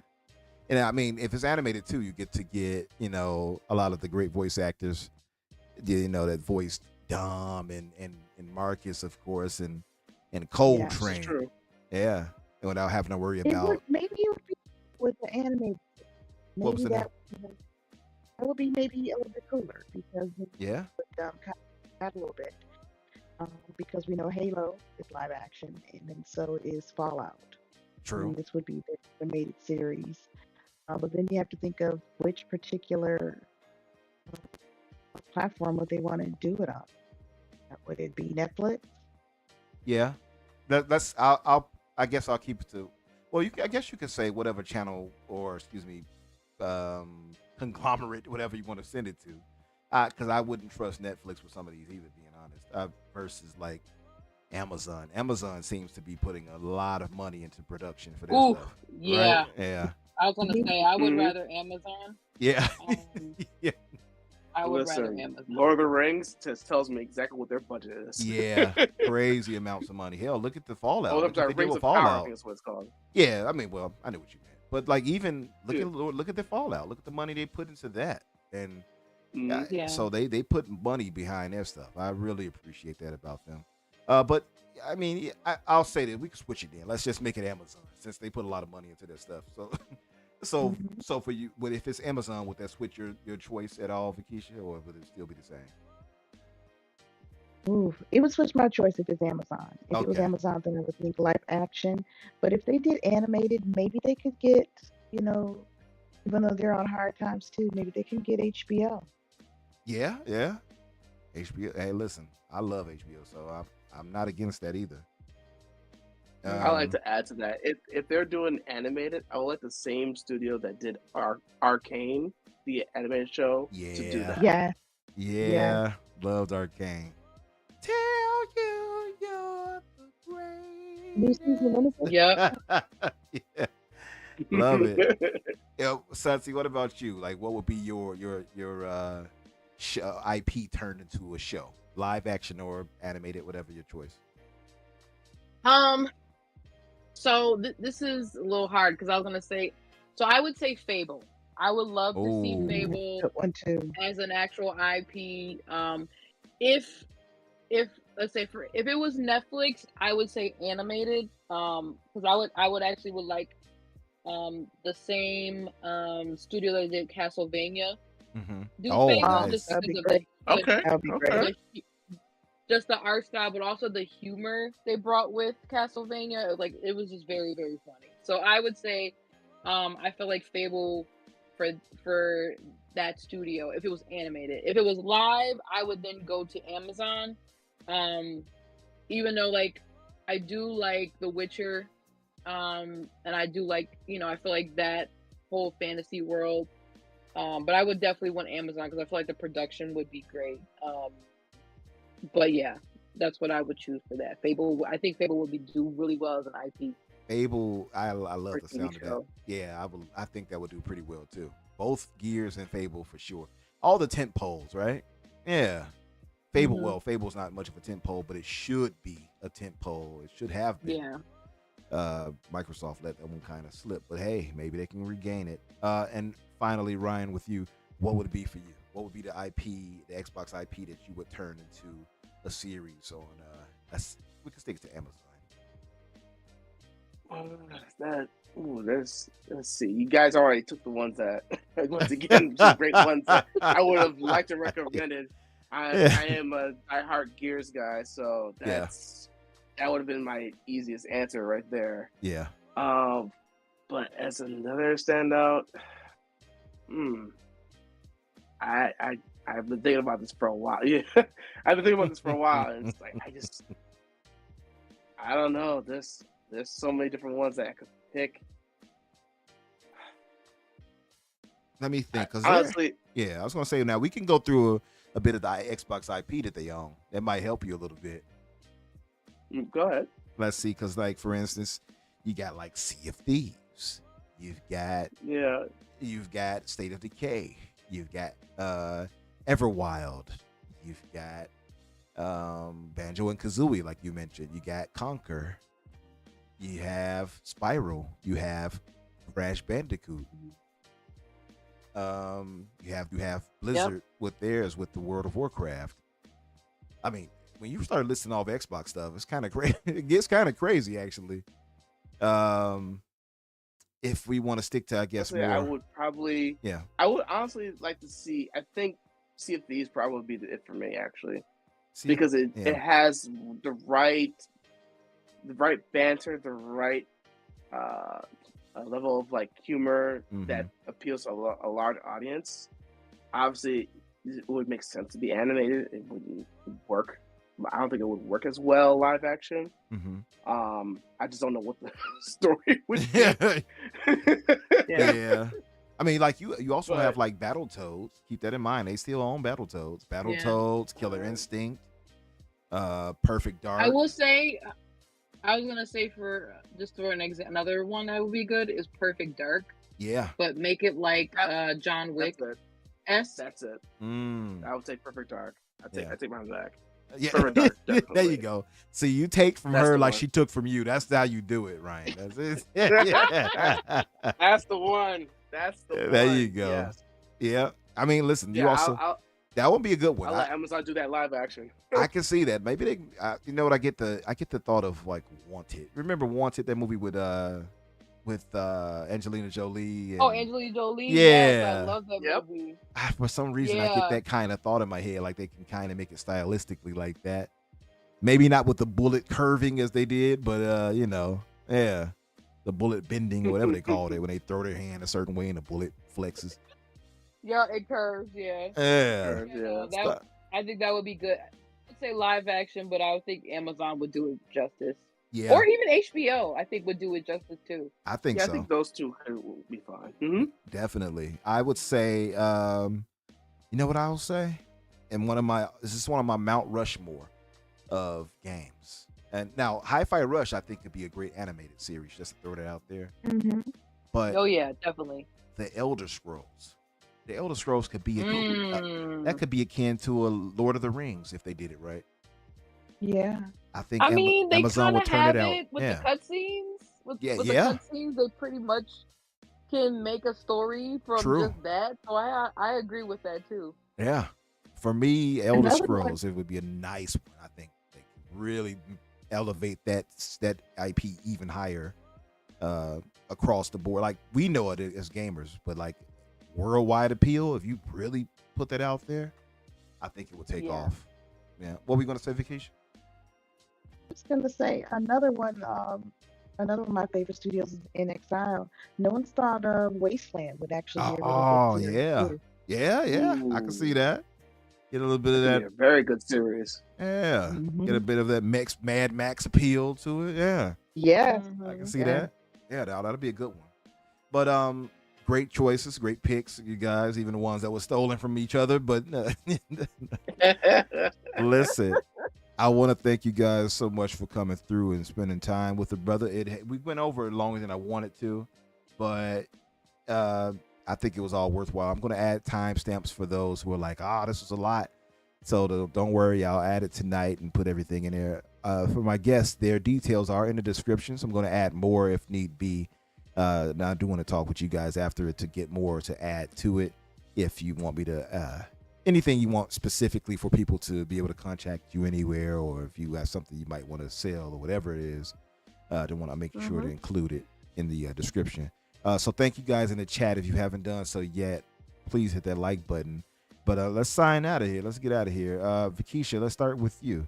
tell the good folks where they can find you, if you don't mind, and what you will be up to. You can find me on Twitter at the tagline of M Topaz, and that's where I am. I'm thinking about doing some walkthroughs on a game channel of some of the games that I play, Nice. but I'll let you know more about that. I am a grazer, so what I'm currently playing, of course, is Hellblade. But then I also am still trying to get through Like a Dragon Ishin. I just love it so Mm. much. I've replayed some chapters. I'm like, you need to go forward. But and Yeah. I'm, enjoying the mini games. But I'm playing those two so far, and I'm thinking of starting a Telltale game.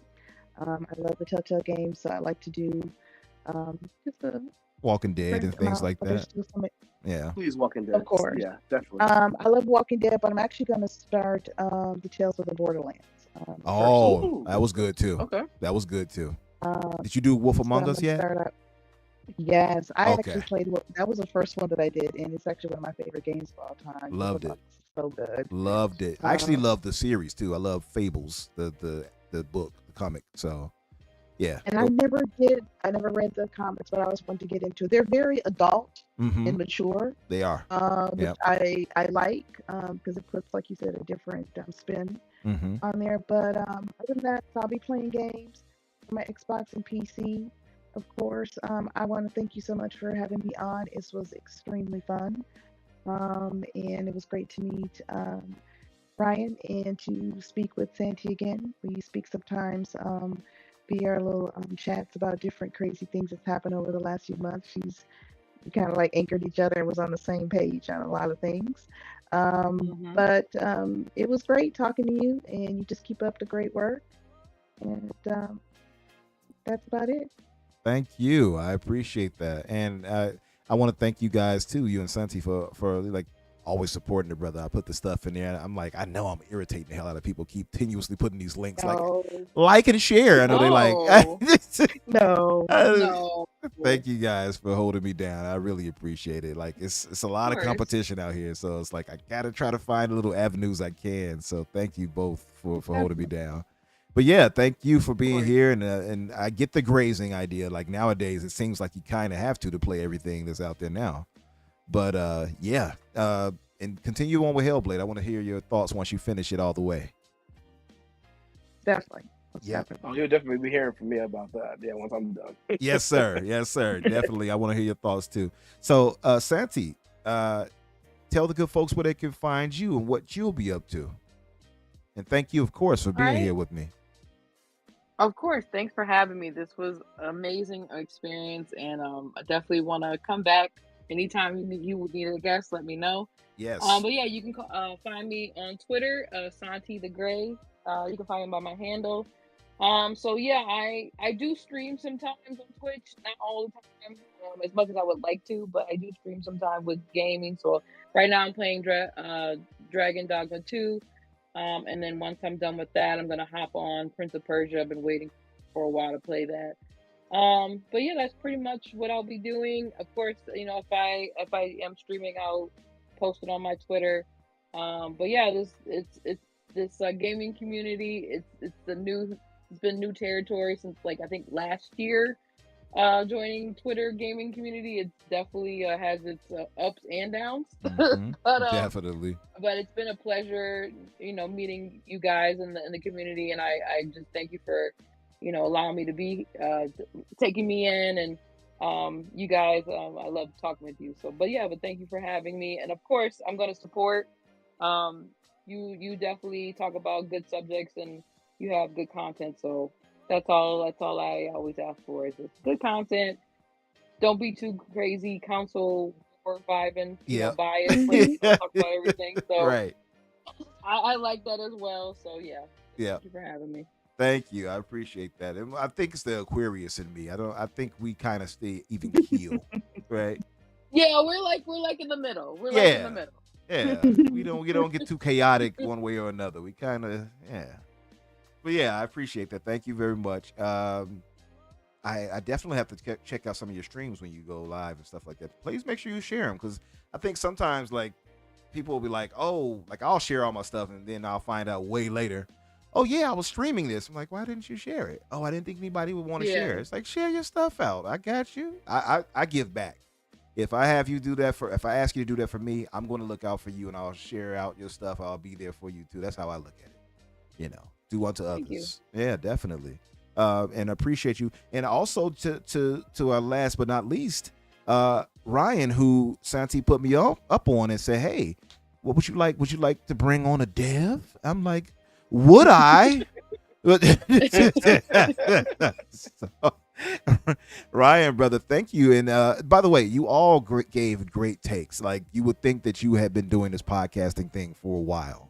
I just want to say you all did great. So shout out to all of you. Yeah, definitely. Thank you. And Ryan, brother, last but not least, tell the good folks where they can find you and what you'll be up to. Absolutely. So you can find me on Twitter. My handle is @AnimateTron. So ANIM the number 8 TRON. He's being edgy. Whenever you put the numbers and stuff. Where you'll find me retweeting and discussing with other people in the industry and my colleagues and former colleagues that I've worked with on other projects, and just friends that I've connected with during my Full Sail days. It's an industry, just sharing our thoughts and feelings about where we are and what we're doing. I'm also doing animations as well, and so I would like to post it up on my main portfolio. So my name is ryan-haynes.com. You're welcome to explore and see what kind of things I've worked on, what kind of animations I actually do. I'm always looking to expand my portfolio that way, and sharing open feedback or just curiosity. Definitely take a look. Nice, very nice. And I've checked it out. I've seen some of your work on there. It looks really good. I'm like, oh, this brother's talented. Yeah. I love it. I'm not trying to sound funny, but I'm very pro-black. So when I see brothers and sisters doing good, like Vakisha and like Santi, like we guys were mentioning, I love it. I'm like, yeah. I felt stupid because I was watching the Concord thing and it showed a brother. I'm like, yeah, brother. Okay, I'm sorry, but that's how I felt. No, I did the same thing. Yeah. I did the same thing. I'm not gonna lie. Yeah. I'm like, there we go, brother, with the glasses. Yeah, I was happy. I love it. I love to see us doing more. We're not really represented very well. We're not. We do see someone that looks like us, and we want to cheer for that. Exactly. I know some people probably can't understand that, but yeah, sorry, not sorry. Oh well, that's their problem. Exactly. That's their problem. That's facts. There. I will say, I'm not gonna give anybody out, but I will say there are more of us out there than we realize. The only downside is they don't get the spotlight due to however production that they choose. I see. So whoever's lead on that project is more likely to be the token person for whatever marketing that they're going to do. I see. Now and then you may get somebody who is actually doing the work, talk about it in like a C-roll, whatever. Yeah. In the marketing materials, but yeah, we're out there. All right, that's beautiful. It's comforting. I mean, you do have some that are more like pronounced, right? Like the Pierre Heinz, for instance, at 343. But exactly. Yeah. So I mean, you have them, but it's good to know that there's more of us out there doing this thing that we all love. That's the thing I like about it, you know. Yeah, I think more of us are actually being more vocal about that we are not as represented as much in social media and highlighting their work that way too. Yeah. That's So correct. definitely, It's beautiful. if you see us out there, definitely share a like and share what they are reposting out there. Absolutely. I mean, you share anything with me with some of our creators, please let me know, Ryan. I got it. I'll share it out. Like, hey, this is blah blah blah. Support them. Got you. And your stuff too, brother. Share it with me sometime. Hit me up in a DM. Like, hey, I'm working on this. How do you like this? To share this out. I got you. So Okay, I got it. yeah. But thank you all again for being here with me tonight. Great show, great conversation. And we're gonna get out of here, guys. Of course, you can find me, Infinite Umbra, on Twitter, X. Either way, Infinite Umbra or Umbra Infinite. You'll find me either way. Tomorrow night on the Infinite podcast now. We've renamed it. So it's just the Infinite rebrand. The Infinite Not sure who will be joined by. Risket, are you still in the audience? I don't know if you got anybody for the show tomorrow. Typically, it's myself. Risket for the Biscuit is the host, and that blue number, as well as Dante Moody, aka Spriggan, and Garuda Intruder. But both Holly and Dante are actually going to be out of town because they're headed to Game Fest. They'll be at the Xbox event. So shout out to our co-host there, and co-panel, should I say, and host of the Infinite podcast. That's Friday at 8 o'clock Eastern. So if you guys are free, people in the chat, come by. And Tuesdays on the Xbox Factor with Boom and Jamie Moran and now Crazy Louie. That's at 12 o'clock Eastern. So come by for those shows and give us a holler. We're good out of here, guys. You all have a great night and good weekend. And don't get into any trouble. And Bobby, you stay out of those barns. See you guys later. All right. Bye.